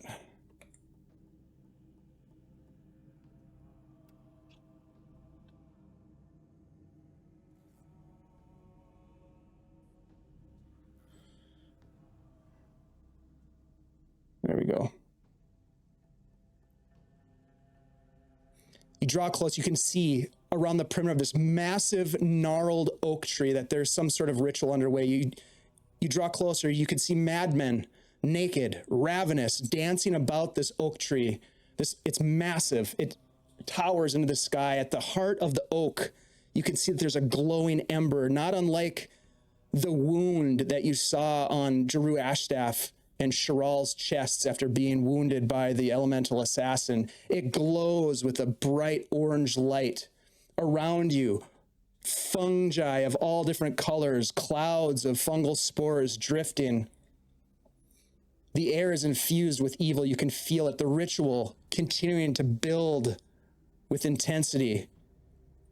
These dark clerics, these madmen, dancing about as skeletal creatures drum on these drums. And you can see them, these clerics, as they offer themselves up to this ritual, taking these obsidian knives and cutting themselves and spilling their own blood onto the ground. Dark energy begins to take a corporeal shape as their magic is focused on this tree. What do you guys do? as the chanting intensifies. So does it look like that shard that you mentioned, the bright orange shard, that's like a focus of the ritual? Give me a religion check, Desmond. Jesus. Failed. 1. It's hard to say. It looks like the tree 5 has total. been perhaps wounded in some way. I mean, it looks, like I said, exactly what I said. It looks like it's the wound that Giroux and Chiral had. It's burning from inside the tree.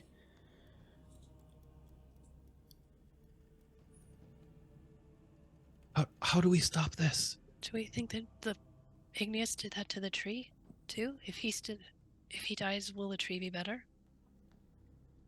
Only one way to find out. Where is he though? We should just start killing people and see how it goes. I think that sounds like a great idea. We try to get that shard out of the tree. Where Is is it- it? Sorry. If I, like, poured ice on it, do you think that would do anything? Probably not. Dave, could you indicate where the shard is on the map? It's basically in the trunk of the tree. Okay. Yeah, so it's not something we can go grab and pull out. It appears as though it's inside, but you can see that it's glowing, right? So it's embedded inside the trunk of the tree. So we're hurting the tree if we're hurting it. Because it's Like inside there's the no tree. way to get at it. It's just surrounded by wood. That's what it appears. Bark. Yeah. No This is a entry. massive oak tree. From your location, you don't see any sort of entry or anything like that. We don't see Ignis anywhere. You don't? Well, And where did we see this shadow starting to form? Shadow? I thought, okay. I thought there was a dark figure. Mm-mm. Okay. All right. Rory will run up to this first person here and start swinging. All right. Give me a We're- stealth check with disadvantage, please. I know you're not stealthing, but I'd like to get the roll to help me out here. I'm gonna go with Nori. Okay. Also give me a stealth check with disadvantage as you rush forward. 10 for me. Okay. So since I normally get advantage, do I just roll flat, straight? Yes. Not very good. 12. Okay. So as you race forward, you can see, Nori, that the skeleton is drumming on this drum, as are the other skeletons, just totally focused on the drum beat. And all of them are drumming together in some sort of strange sequence that's sort of off-tempo and disorienting. As you race forward, one of the naked druids sees you coming and is going to move here. And I need everybody to roll initiative, please. Am I gonna have Probably. to wrestle Nori off of the naked druids? Well, there's a Please. pile of them, so Oh, jeez. we'll see how that goes. They're not dwarves, so they're okay. Yeah, they're not my type for sure. Kind of sickly and undead. Yeah. Well, Not she doesn't down with mind that. that. She just prefers that they're also 25 to 20. Des got 22. Nice. There we go, Des. 15 to 20. Okay. 10 to 15. 13. Or- 14. Okay. 14 for Xanthi. 13 for Lachlan. What about you, Nori? Got a 1. You know, Hey. Plus best time to anything? run it. All right. Oh, right. 3. It's 3. I'm still You- last, I think. You and Lachlan race forward. The drummer takes no notice of you, but the naked druid looks at you. He's got a dagger in one hand. Desmond, it's your turn first. What would you like to do? I'm gonna take I have my crossbow out as we went through the thing. I'm gonna take a shot at the one straight to my south that probably might not notice us yet. All right. One moment. Okay, I'm gonna make that I'm gonna use my steady aim feature where I can spend my bonus action to give myself advantage on this shot. Okay, and who are you shooting at? The number 1. Oh, down to the south. Got it. Okay. Yeah, to the south. Okay. Cultist guy.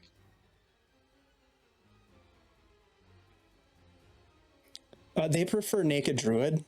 Naked druid, sorry. Pretty good. That's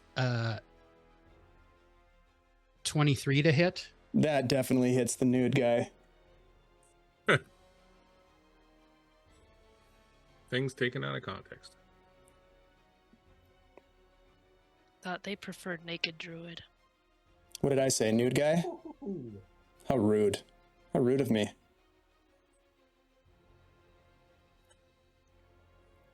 $21 piercing. Whoa. Whoa. Yeah, With you sneak attack. fire the shot and he doesn't see it coming. Hits him right in the back as he's dancing, and he staggers forward and drops to one knee and then pulls himself up and looks back at you. Do you want to move? No, I can't move. Got it. Because it's like spending your movement and your bonus action to do that with advantage. Yeah, I'm done. Okay. I need Nori and Lachlan to give me dexterity saving throws, please.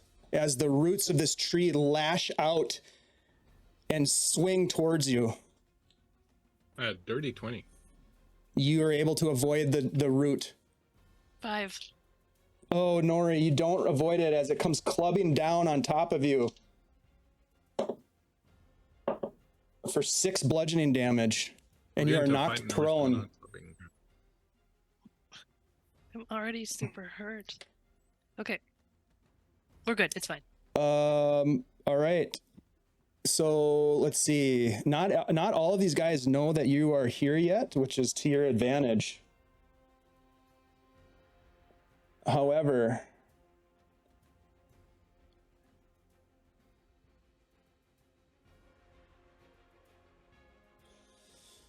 Desmond, I need you and Xanthi both to make strength saving throws, please.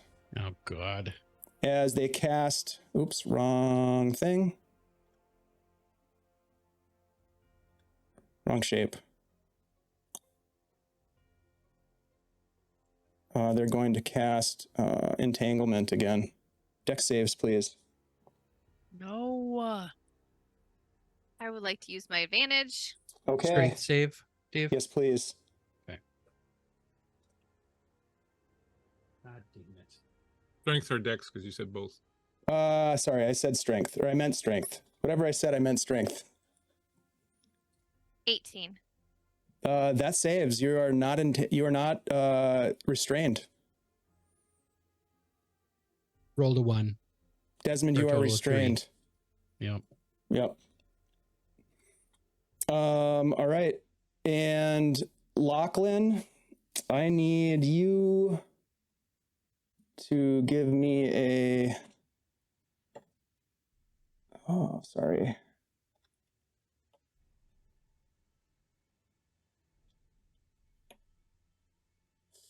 I need... Oh, it's an attack roll. Sorry. I thought it was a save. Ooh, I don't think that's going to hit you. A black beam of energy comes flying towards you, Lachlan. And it does not hit you. It goes past you as you duck out of the way. That was this number 2 who was taking the shot at you right here. It misses you.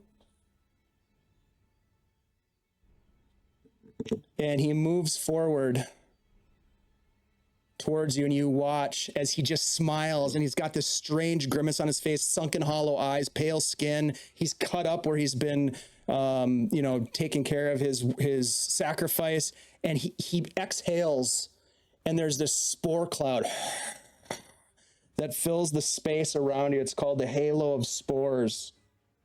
And it is a 10-foot radius sphere around him. That is their turn, and that brings us to Xanthi. You are not restrained, Xanthi. Okay. But the square is difficult terrain. Mm-hmm. Okay. Yep. 5, 10, 15, 20, 25, 30. She's gonna pop out there. And she is going to cast. Oh man, what do I want to do? Firebolt at the drummer number 2. Oh, Always all the right. drummer. Give the drummer some. 24 to hit. That hits. Roll me some damage, Okay. please. 8 fire damage. Oh, 8 fire damage as this drummer drums his last beat and just crumples. The bones just fall apart and fall down into a heap. You're not a very good musician. Burn, sick burn. I know. Eh, Pretty sick. So it's all right. She's so Yeah, I good know. at It's the at best I can do. insulting Yeah. people. It was pretty good in the moment. Anything else from Xanthi? That's all she can do. All right, Lachlan, you are inside this halo of spores. So at the beginning of your turn, you're going to take, come on, 5 poison damage. I have resistance to poison. Does it give me anything? So take 2 instead. Right. And what would you like to do, sir? I would like to start by dropping my spiritual weapon. Oh, shit. whoa. Nice. Very cool. All right. I'm big enough so I can move it. I will use it to attack the guy. That'll be a 16 plus some stuff. I'm just going to put it in the space there. 16 will hit. Oh yeah, but plus something. 16 plus 5 or plus 5, yeah, so 21. Yep, that hits. Okay. Crush him. Crush him. Crush him like the thing he is. Mhm.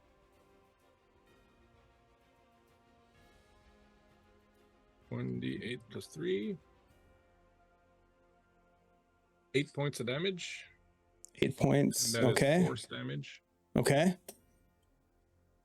And then I will proceed to whack him Yeah. Do it. with Oh the yeah. great sword. Do it. Moon touch great sword. 16. Will hit. All right.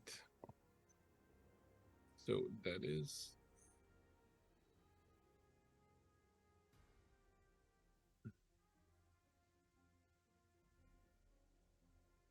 9 plus 4, so 13 points of damage. Whoa. Nice. Okay. 13, you say? Yeah. Yeah, well, you put an end to this guy real quick as he drops to the ground. Awesome. And then I'm going to move.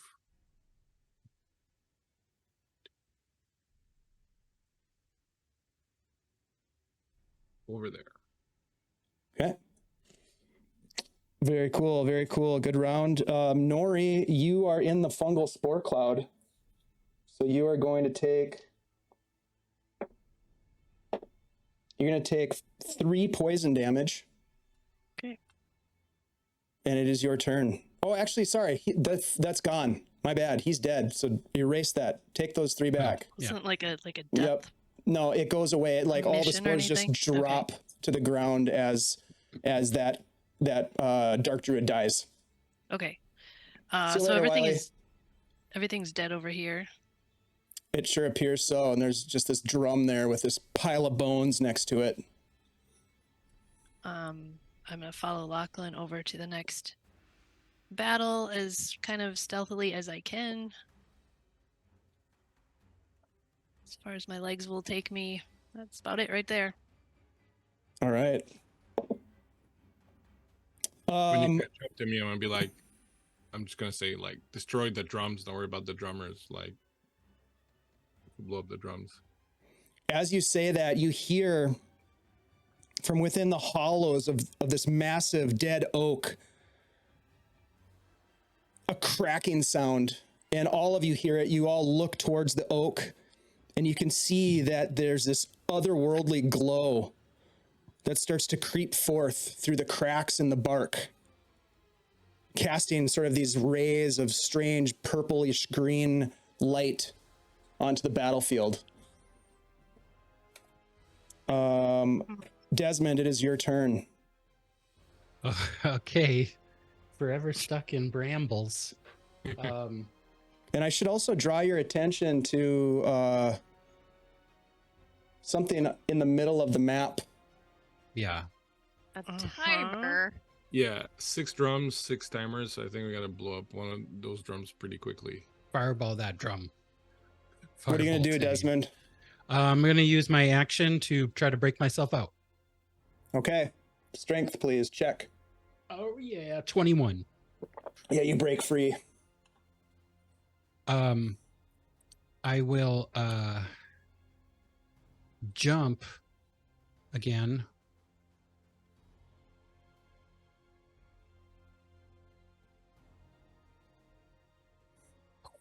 Boom, right there. Nice. And I'm going to run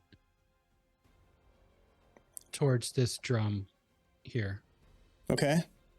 And Well, that drummer's dead. Just so. well, do we need to destroy the drums though? I was just saying Well, that this is in the destroying spur of the drums- moment. Like, you have to do Yeah. whatever Desmond's going to do. All right, that's what he's going to do. Okay. Give me an attack roll. Well, I use my action. Oh, you already used your action? Okay. Yeah. All right. So you make it up to the drum, and you can see that it's the head of the drum is made of some disgusting pockmarked hide of some beast, perhaps maybe one of the rot beasts that you saw out in the fields. Who knows? Desmond, that is your turn. I need everybody except for Xanthi to make a dexterity saving throw, please. As the roots again lash out towards you. I'm of gonna use this my massive advantage from oak. Scottish Chef. Okay. Smart. This hurts. Oh, so glad I did that. 19 for Des. Success. 18 for lock. Success. Dirty 20 for Nori. Success. Xanthi? Didn't have to do it. You're a little bit farther away. They don't go after you. That brings us to this guy here whose spell drops, and he is going to cast a spell towards you, Lachlan. Let me just double check here to make sure. Okay. He's going to fire a similar black beam of energy is going to come flying towards you. Mm. Range spell Seems attack. good Okay. to me. No, it's not great. Nothing in here is. He misses 10 as it goes flying past you, and Nori, it almost hits you. You duck, and you can feel your eyebrow just kind of like blow in the wind a little bit as it goes flying past your No. face. Don't worry, it didn't take out your eyebrow. You're fine. Meanwhile, this here's my marker. This skeleton drummer keeps drumming, and you can hear in sync with the other drummers and you get the sense that there are drums surrounding this massive oak tree.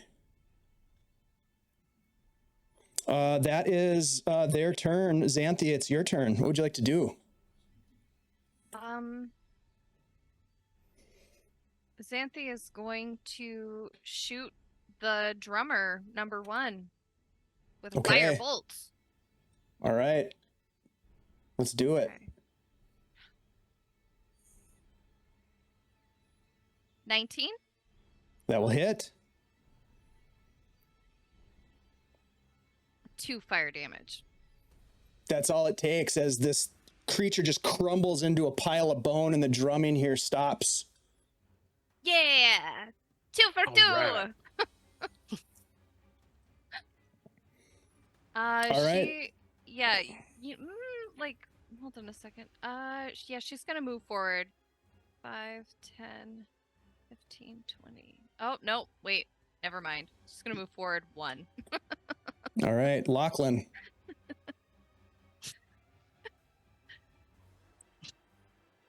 That there. I am going to 1, 2, 3. Take a swing at that guy. Okay. 15 plus. So 21. We'll hit. And that'll be 5, 6, 7, 8, 9, 10, 11, 12 points of damage.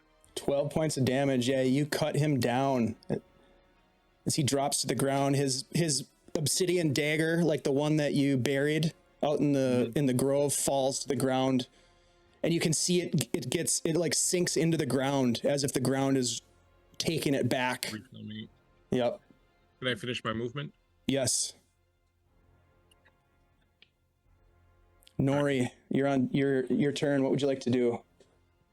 I would like to use my action to dash and then also do my movement. Can I do that? So like double my movement Yeah, absolutely. You can do that. to get as quick as I can to the next spot. So it's 50.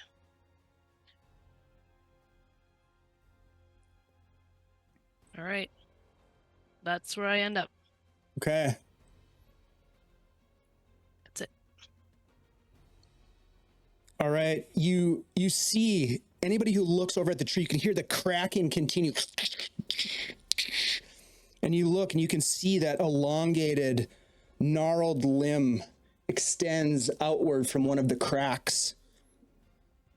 Its bark-covered fingers resembling twisted roots, seeking purchase in the mortal realm as it's starting to, you can see that there's something inside trying to peel its way out of this tree. Desmond. All right. Des is going to start running after his friends. Go the other way. No, don't split the party. We should be together. Very much alone over there. Well, Yeah. we're not gonna get it. We're not gonna get all of them if we are all running around the same direction with half the party not being able to do anything. What is Desmond going to do?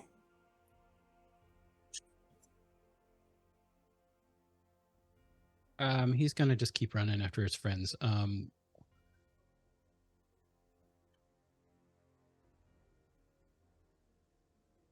Then he's going to bonus action dash. And then he's going to use his action to dash. And get up to here. Okay. Rogues. Hell yeah, rogues. They run far. All right, that's it. That's everything I got. All right, Desmond, Nori, give me dexterity saving throws, please. As these roots wriggle themselves up and try to trip you and grab you from and topple you down from your legs. 19. Success.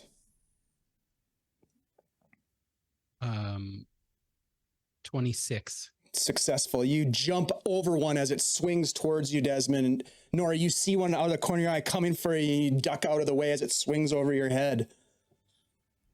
Des is a show off. A little bit. Meanwhile, Desmond, down here.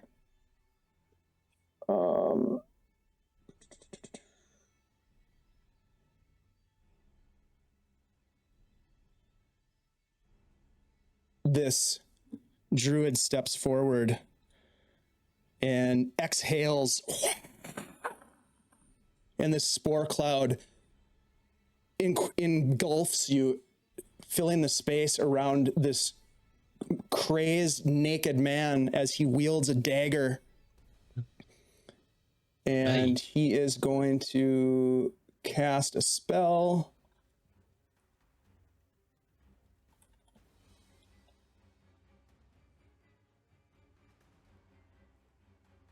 He gets right up next to you. Let's see. Oh no, it's ranged. He doesn't have to get that close. Ranged spell attack. All right.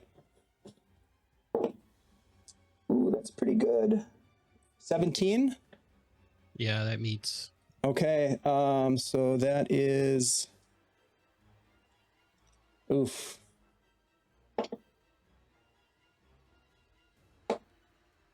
So you're gonna take 6 necrotic damage, Okay. and you get this skeletal hand like comes out from this guy and comes at you and just touches you, and you feel this cold sensation. You take the necrotic damage. You can't regain hit points until the start of your next turn, and the hand just clings to your throat, trying to choke you. Boop, boop, boop, boop. Okay, that's it for that guy. The rest, the skeletal drummer keeps drumming. That brings us to Xanthi. All right, Xanthi is gonna run. So 5, 10, 15, 20, 25, 30, and then she's gonna dash. 5, 10, 15, 30. And that's all she can do. Okay. Well, wait, hold on a second. 5.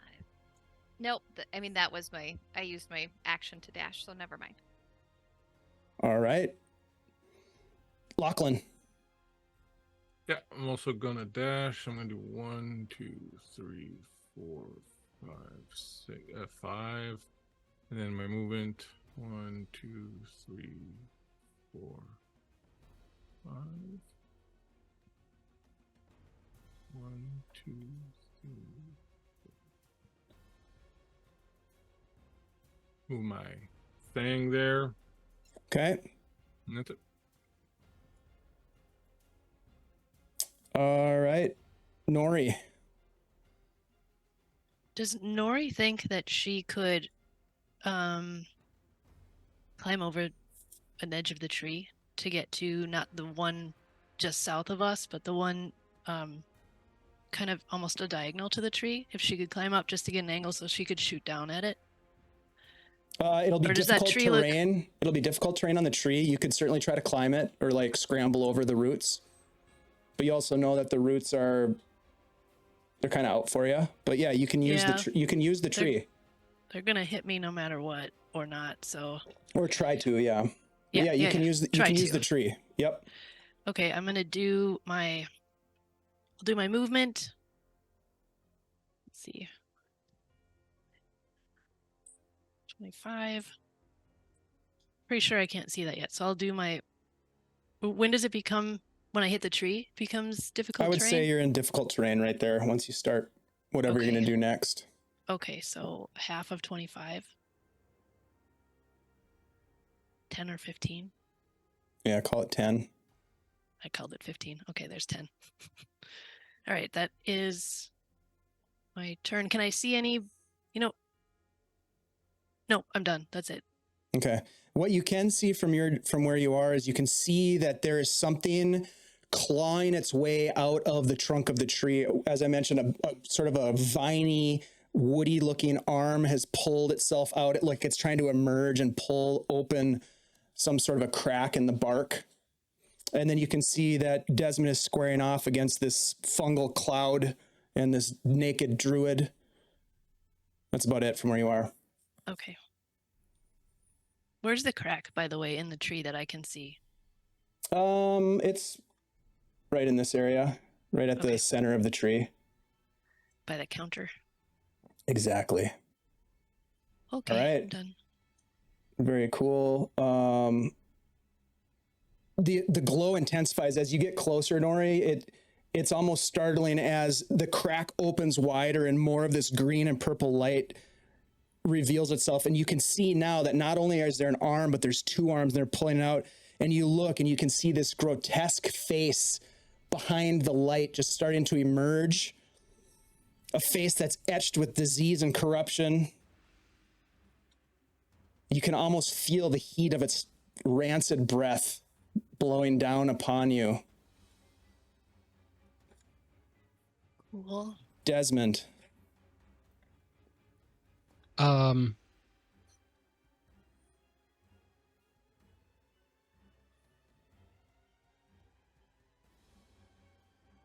Oh, I'm going Desmond, to- you actually, before you do that, you are inside the halo of spores. Yeah. You're gonna take 8 points of poison damage. Oh, Jesus. Yeah. Right. Oh. I'm going to run out of the halo of spores. It surrounds this guy by about 10 feet. So if you get 10 feet away from him, you'd be out of it.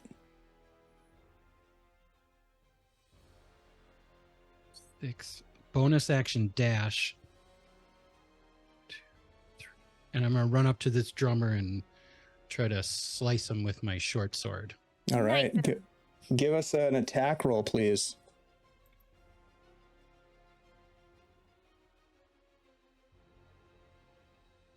Okay, 25 to hit. Yeah. You hit him. Oh, nice. Give me some 11 damage. piercing. Yeah, you knock him down into a pile of bones and the drumming stops. But from the other side, you still hear drumming coming from areas that you can't see on the other side of this massive tree. Okay.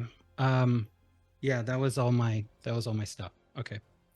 All right. Nori, give me a dexterity saving throw as these roots and vines that you're now standing on start to try to pull you down into the tree. 7. Why'd you go? Oh, fuck, Nori. Why'd you go over there? I was trying to do a shortcut. Shortcut. Come on. Yeah, right to hell. You take 4 bludgeoning damage. Seems like maybe. Got any more of the misty steps? Nope. I only have. Nope. I haven't got anything anymore.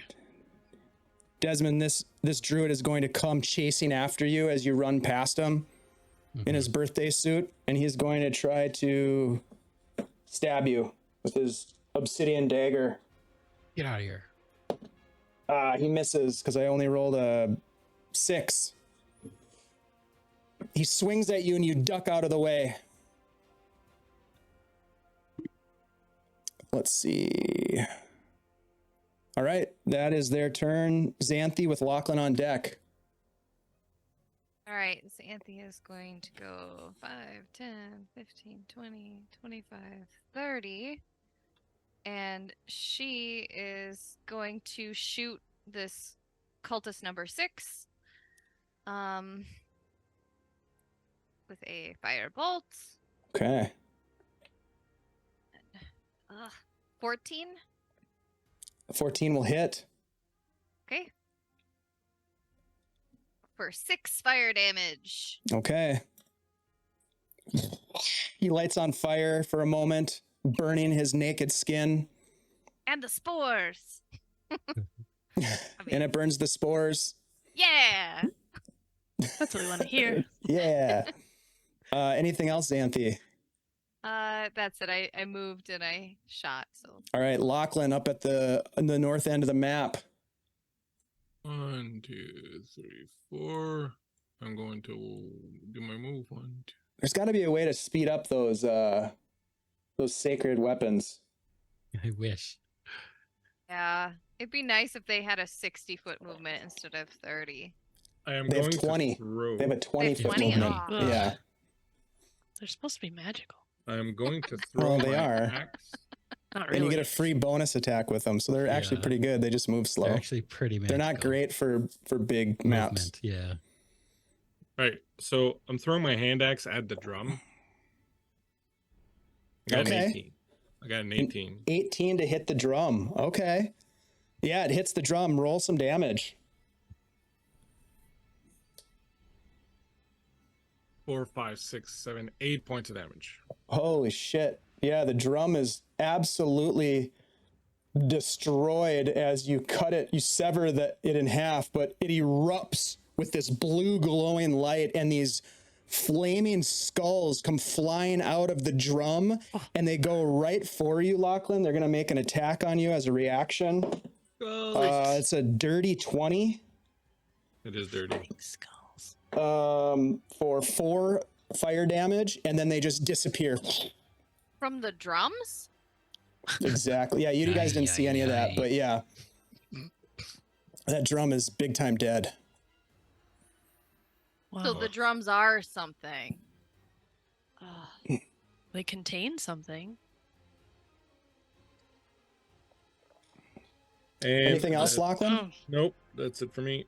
Okay. Nori. all right, Nori's gonna use everything she's got to get up to this vantage point right here. She's got nothing else this round, but do we suspect she can see both the drums from up here that are still operational?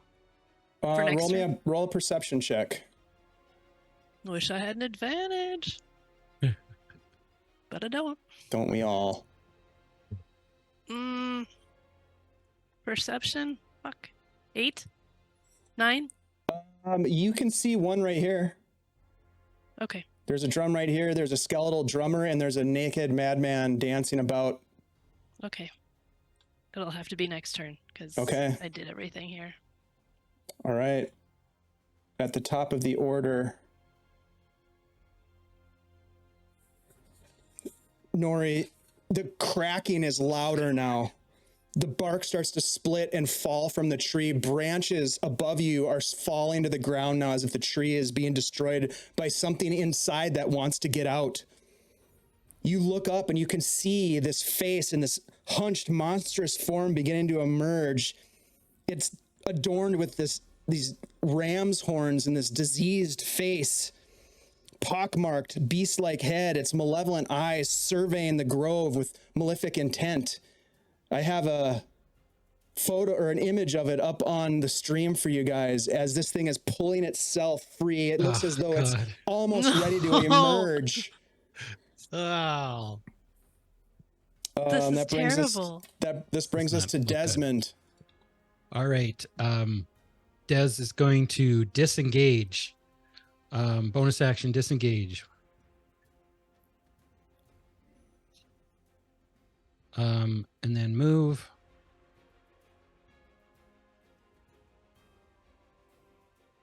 And he's going to shoot the other drummer with his crossbow. Okay. Very cool.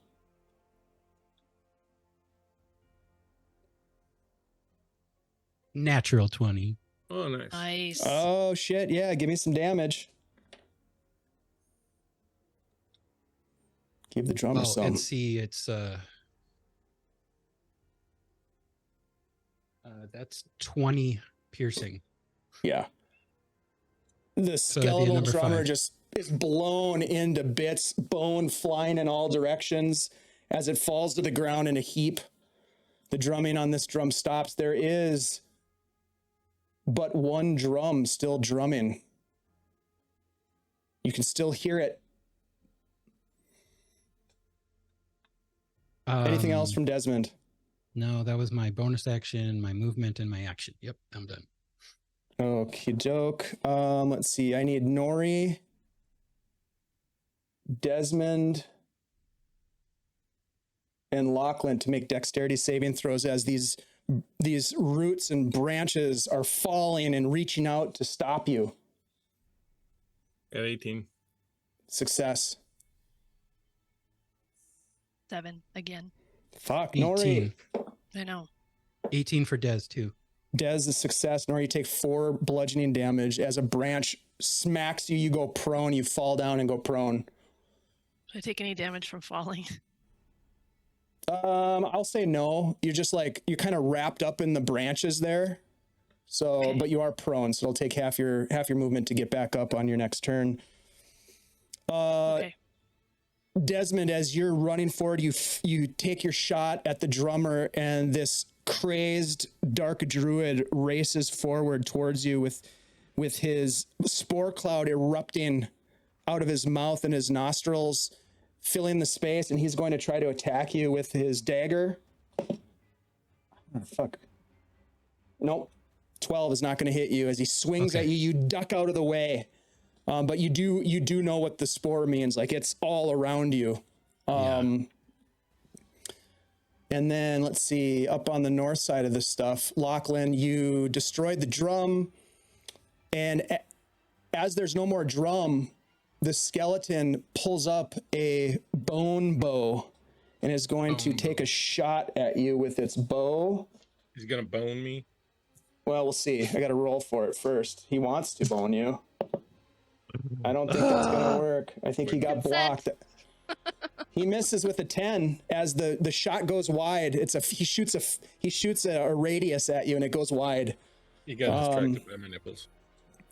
And however, this druid is going to walk up and he is going to fire this black energy at you. We'll see if we can actually hit you with this goddamn thing one of these times. I don't. 17?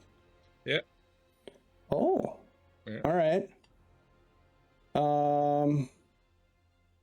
Disintegration.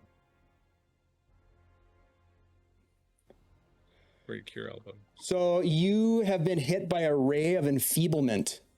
Okay. You only deal half damage with your weapon attacks until the end of the spell. Okay. Oh no. Oh no. You can, however, at the end of each of your turns, make a con save against the spell, and perhaps, shrug off that enfeeblement status. Okay. Let's see. That is their turn. Oh, actually, no. There's one guy down here. He's going to move 5, 10, 20, 25. He's going to come for you, Xanthian. He's going to swing his dagger. There we go. 16? I don't think that hits you, though, does it?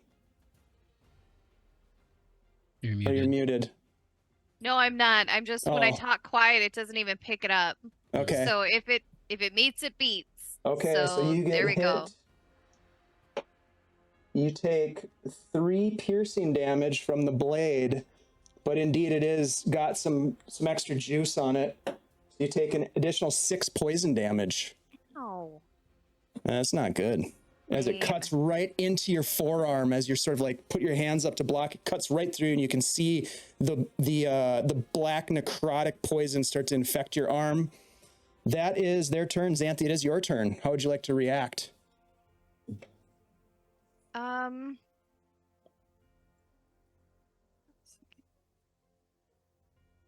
I would like to shocking grasp it. Okay. For a dirty 20. That hits big time. Which means that it can't take reactions until its next turn. So then I will run away. Run away! Smart. That's pretty 20, sweet. 25, 30. Roll damage. Oh, did I not You do do that? damage him too. 4 lightning. Okay.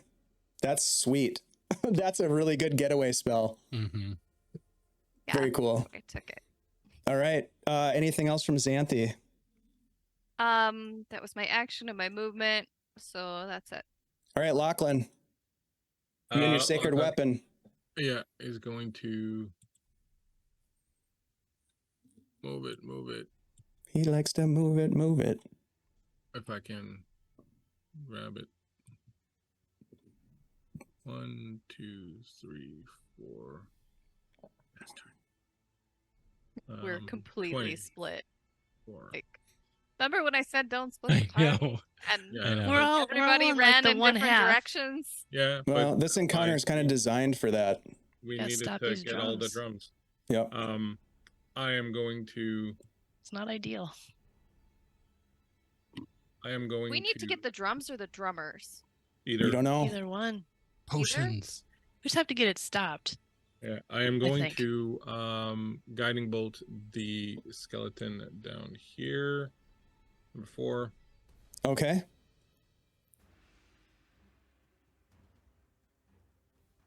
With a 21. That will hit. Nice shot. Radiant damage. 6, 10, 13, 17 points of radiant damage. You absolutely destroy the skeletal drummer.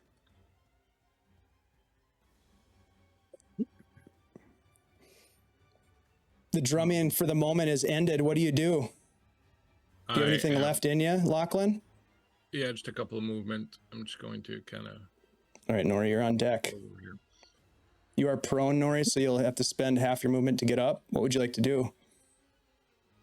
Well, I'll spend half my movement to get up, and I'm gonna blast. Drum. It's quiet. There's no drums. You said, right? The drumming just stopped suddenly. Okay. I'm gonna blast zombie number 5 that Dez is working on Okay. with an Eldritch Blast. There we go. Semantics, but they're not quite zombies. They're naked druids. Shamblers. They're naked druids. Shambling Okay. druids. They're not undead. They're nudist. I'm mad at them. I'm gonna call them nudies. There you go.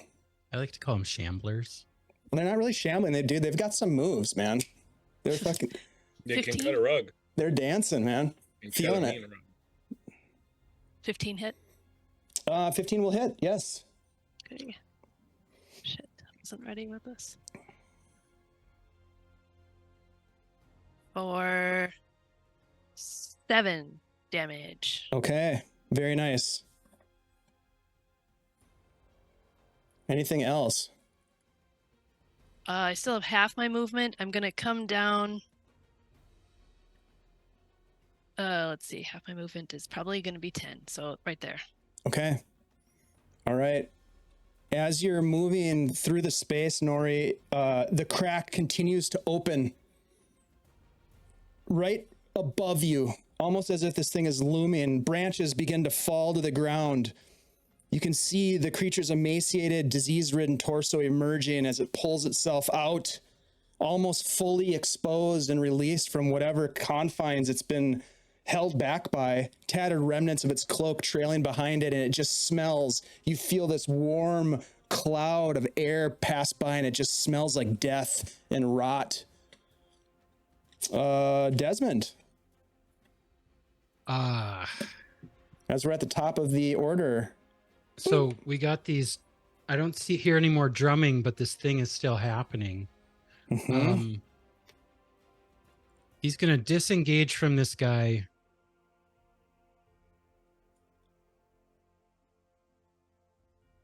Wait, yeah.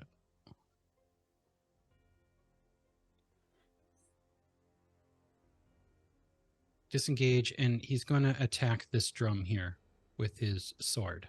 Okay, give me an attack roll. Oh, Jesus. 1 for a total of 8, I think. I missed the drum. Just You hit it. the drum. You hit the I drum. hit the drum? Yep, roll damage.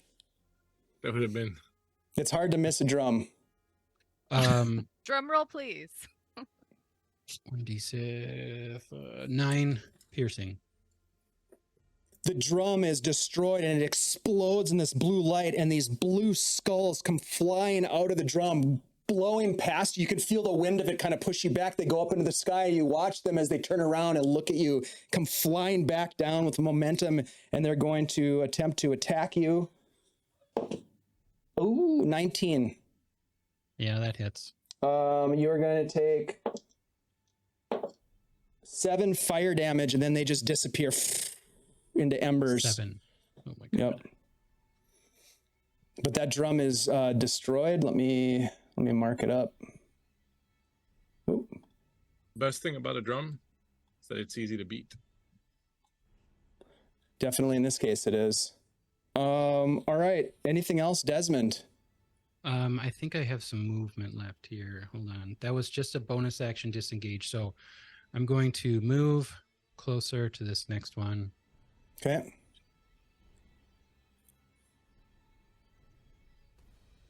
That's about as far as I can get. All right.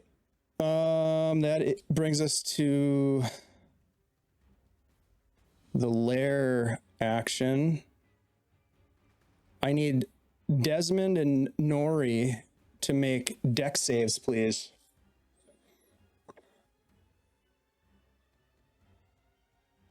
We have an advantage for Nori coming in from Bip. Thank you so much, Bip. Bip, you're the best. Hey. You're the best. The best, Bip. Yeah. Oh yeah. 12 for me. 12 saves. Finally. Nice. 26 for Des. Yeah, you also save. All right, so up on the top here,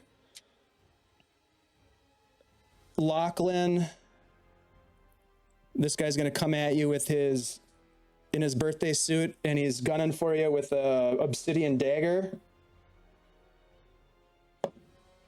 He's gonna miss. This drummer is going to shamble forth and take a shot with his bone bow. I don't. Momo. That's gonna miss as well. You duck and slip out of the way as these things are coming towards you. Let's see. 5, 10. Xanthi, this guy's gonna come up behind you and try to stab you with his dagger. Ooh, that one's gonna hit. What is it? 19 to hit. Shield. Okay. At the last minute, as it comes up behind you, you see movement out of the corner of your eye. You look around, you cast shield, and it just rakes across your magic barrier. Ooh, this. Yeah. Tell me about it. Oh God. Desmond, this guy is going to come up behind you and try to hit you with a chill touch. Let's see. Nope, he misses. Man, I'm rolling shitty for these guys as the spell attack goes wide. However, this guy here, number 4, exhales, emits the spore cloud that fills the space. You're not inside of it. And then he starts drumming. Oh God. And he's getting into it. You know, he's kind of got a little bit of this. That brings us to Xanthi. Ugh. You got to give the drummer some. Fuck. Okay. I was hoping that shield would last a turn, but it only lasts until the start of your next turn, which means it lasted. Hmm. So my Until turn now. just started, Yep. right? Yep. Well, it's a reaction, right? It is. Yep. So it's no longer active. Right. And if I'm touching this jerk, I get disadvantage on my spells. But you know what I can do? I will twin spell Shocking Grasp. Oh,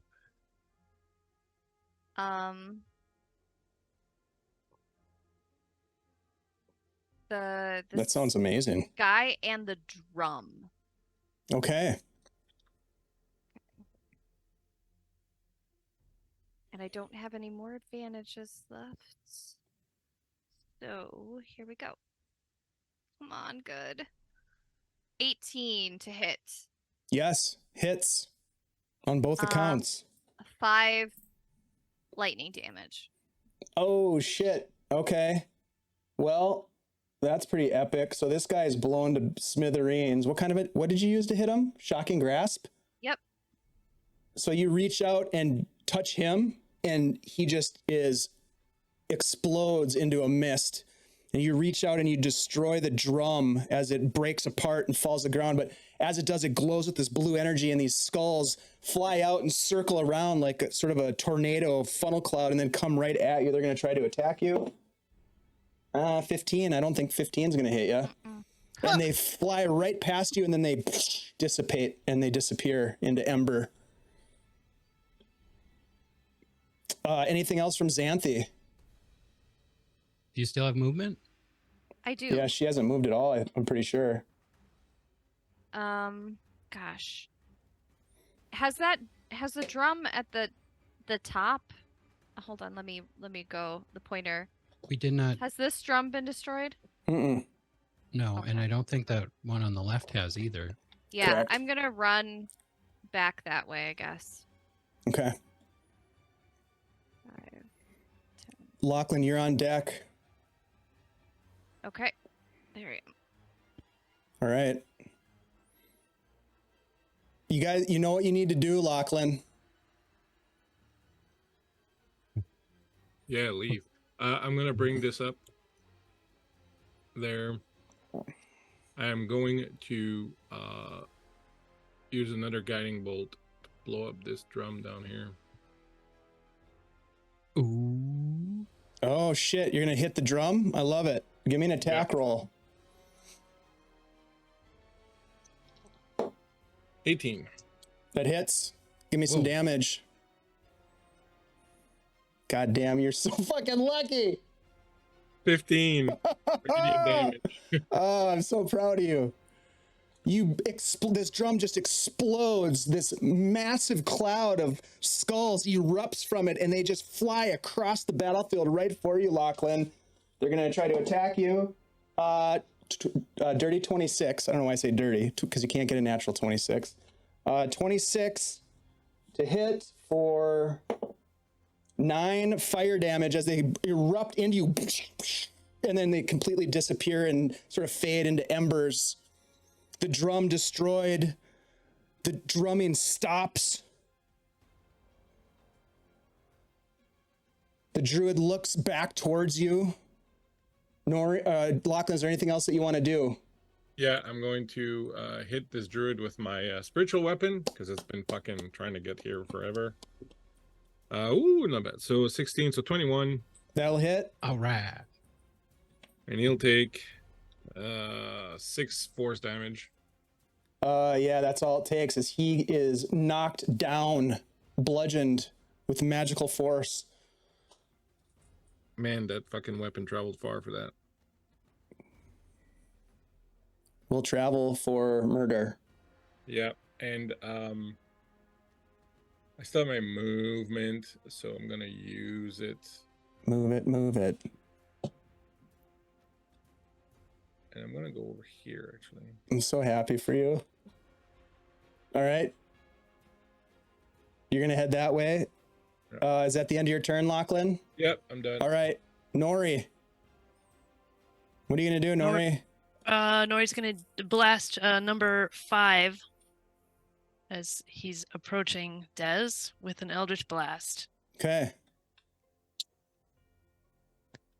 Rolled off the book, became a Hell 1. yeah. No. So it's a 1, but it's a 7. A 7 Yeah. will Okay, miss. That's I'm so that's my sorry. turn. I'm So- gonna step down a little bit from here. Okay. Half movement, 10. There we go. Done. Talk about going a long way for nothing. Yeah, no shit. This Oh. sucks. So look, with no drumming happening, the timer does not tick down. Okay. You can see that this creature, Anthraxis, is trying to pull itself out, but it seems as though there's some other force causing it to be sucked back in. And you guys watch as Ignis, the Flame Ward, comes flying in from out of nowhere, crying out in his elemental form, "No, we've put too much into this. It can't be."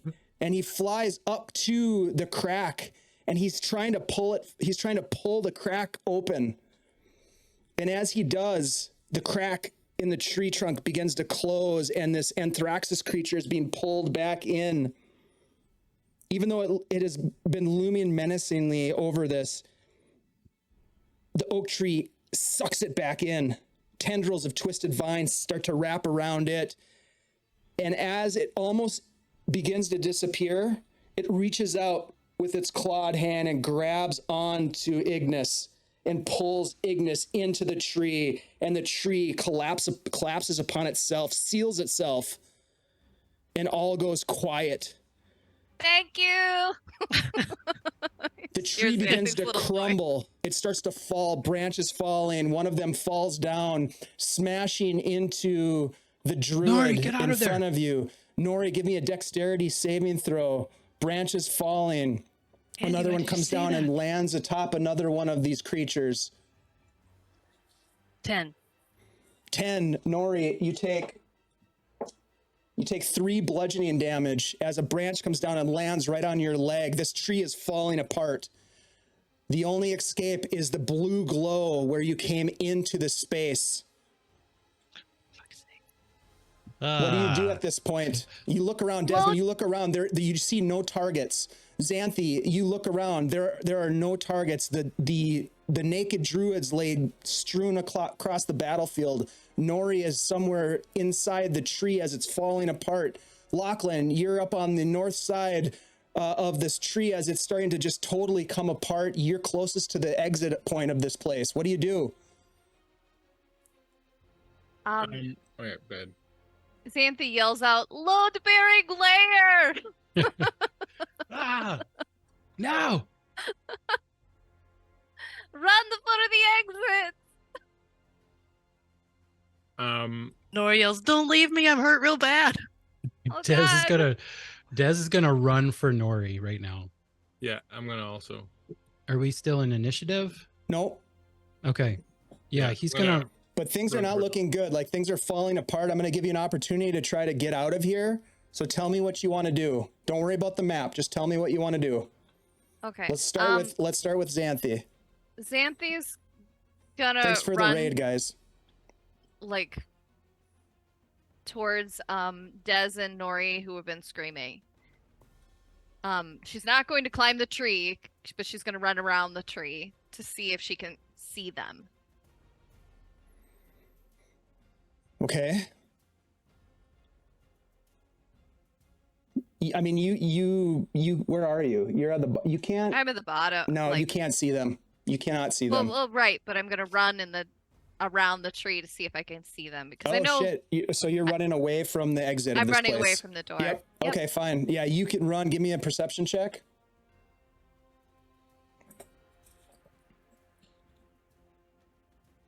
Dirty 20. Yeah, you see them. You see Nori like fighting her way out of the tree. It's falling down around her. Desmond is like reaching out to try to pull her out. Desmond, what are you doing? Oh, if I see them, I would like to do my dimension door over, or sorry, not. I've got one. Misty Step. Shoot, Misty Step to get closer. Yeah, you can get like right up to where Desmond is. Okay. Let's go to Nori next. Nori, what are you doing? Getting out of here as fast as I can. Yeah.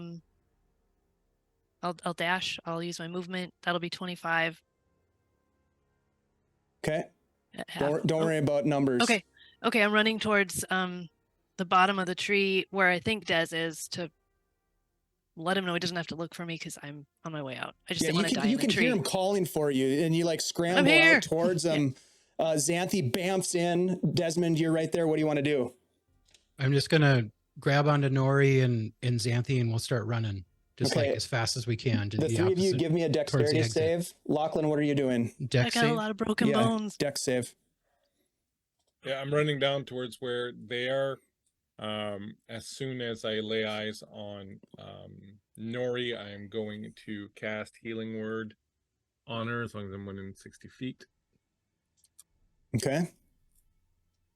That was 22 for Dez's Dex save. Okay. Dirty 20 for me. Okay. I got a 9. All right. I take it that fails, but if it does fail, then I can use my favored by the gods. It fails. Okay. I can roll 2d4 and add it. Okay. Come on. Yeah, Lachlan, you race around and you see them pulling Nori from the rubble of the tree falling. It's landing around them. It almost looks like it's falling on top of them, but somehow miraculously Nori and Desmond are avoiding the branches falling. And what about Xanthi? 16. And Xanthi too, as they pull Nori out, you cast your spell to heal Nori. Okay? Yep. Nori, you feel this magical energy coursing through your veins as you feel energized, and the four of you start, you kind of group up and start running. Yeah, you're racing out of here as this whole space, and you look around as you're running, like you're not in a normal forest. Like it's just black nothingness around here. The only thing is that there's this chaos of this tree falling down behind you as you're running. This whole space seems to be crumbling in upon itself, and there's a blue portal, a blue light portal, Sulfides, that seems to be closing and getting narrower and narrower as you're running for it. This whole place coming down. As you dive through one by one, you see a vision. You see a strange vision of this foul creature sitting upon a silver throne. It looks somewhat human from the torso up. Its body's made of fungus and slime, thick fibrous cords and tendrils that look as if they happen to grow naturally into the form of what might otherwise evoke images of a beautiful woman, but four large fibrous antler-like growths from its head. Its hands bear these exaggerated large talons. Its lower torso, a coiling pillar of these mycelial tendrils, lashing ropey tentacles and other growths braided into snake-like forms. And at the end of its tail is this long, sinuous, arching form that ends in a cruel scythe-like blade. Its eyes appear as it stares at you, stares right into your very souls, appear as pigmentless puffballs. And its skin is covered in this nauseating swirl of purples, blues, and blacks, the color of mold or slime. Moisture and fluid drips and spurts from the body in various locations. And you hear this voice, "For now." Lachlan, as you fall through the blue portal and land back in the crater of Sulfides, the last thing you see is this image, and you've seen it before, of this bronze door. This magical rune-covered door that emanates this silvery radiance that opens, begins to open, and you can see a hand and another hand trying to pull it open, and then it shuts. And the whole space shakes, and you come to, and you're in the space. Xanthe, you see this orb of golden death, this sphere shaped like a human skull that looms as if it's coming right towards you, and then it just dematerializes as you come to, and you see yourself laying next to Lachlan.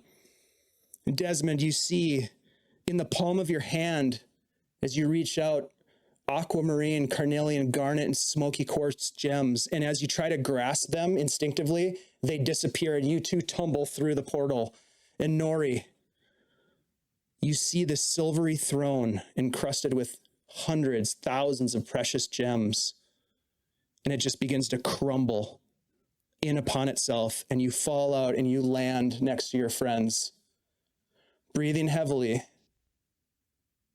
It's silent.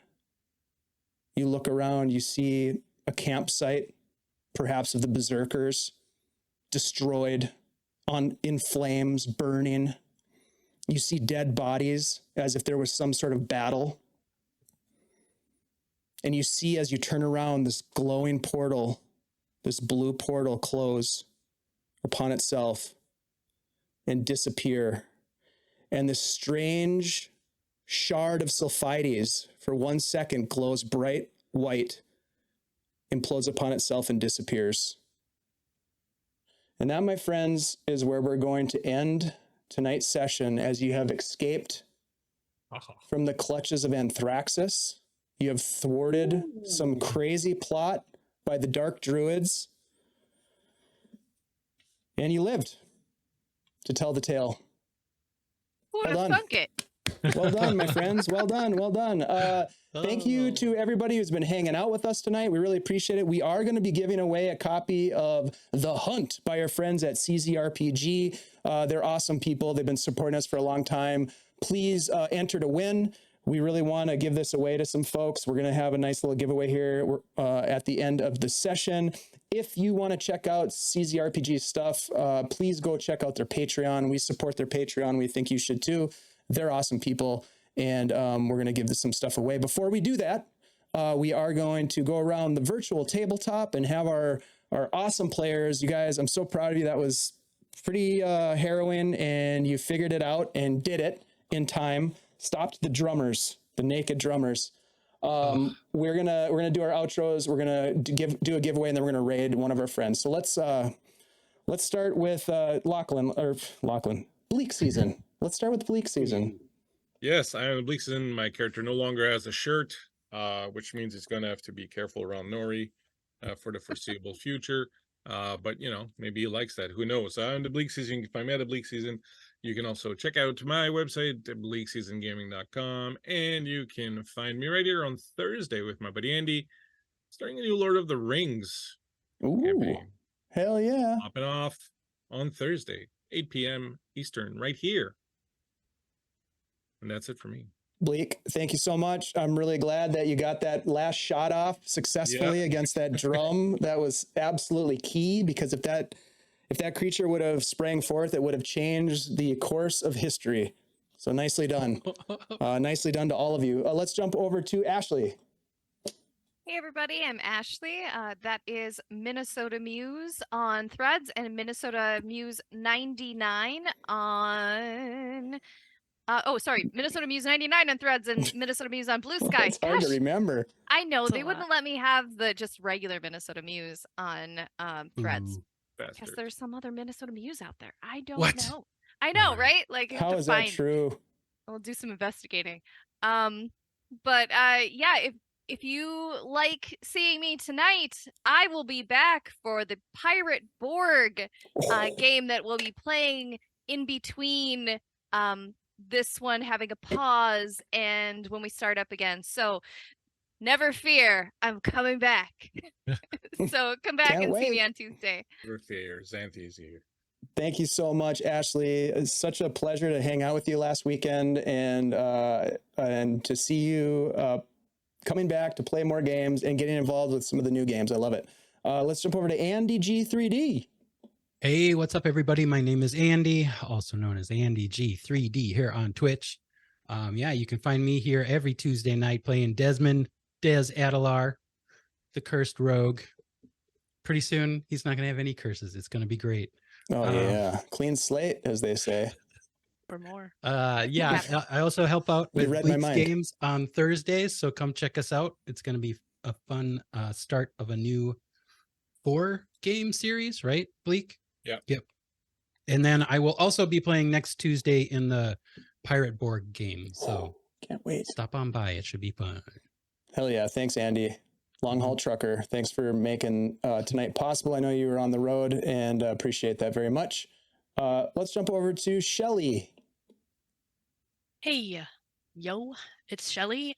You can find me now on Threads. I have 0 followers, so come find me here. Get over there and follow us, Shelly.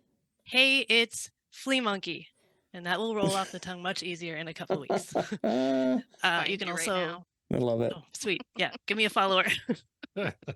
Also, you can find me on the chat or on Twitch as Flea Monkey, just plain Flea Monkey. And Wednesday nights, you should go to Tithalanos' channel and see what the heck is going on there. Little Pathfinder 2E, and I'm a goblin. Then back here in a couple weeks, doing the whole Greyhawk beauty once again. Awesome. Follow. Thank you so much, Shelly. I've got a follower. Hey, what do you do? You got to That's start right, somewhere. just me. I am the only one. I didn't lie. I just did That's it today. insane. Look, you Fully gotta on follow the flea monkey wherever the flea monkey is found. That's just the way it is. Right. And And just to clarify, hey, it's Flea Monkey. Hey, it's Flea Monkey on Threads. So cool. Glad that you're here, and I can't wait to see what happens next with Nori Bibblespark. Thank you all. You guys know me. I'm Dave. Play games, produce games, run games here in Guild Superior.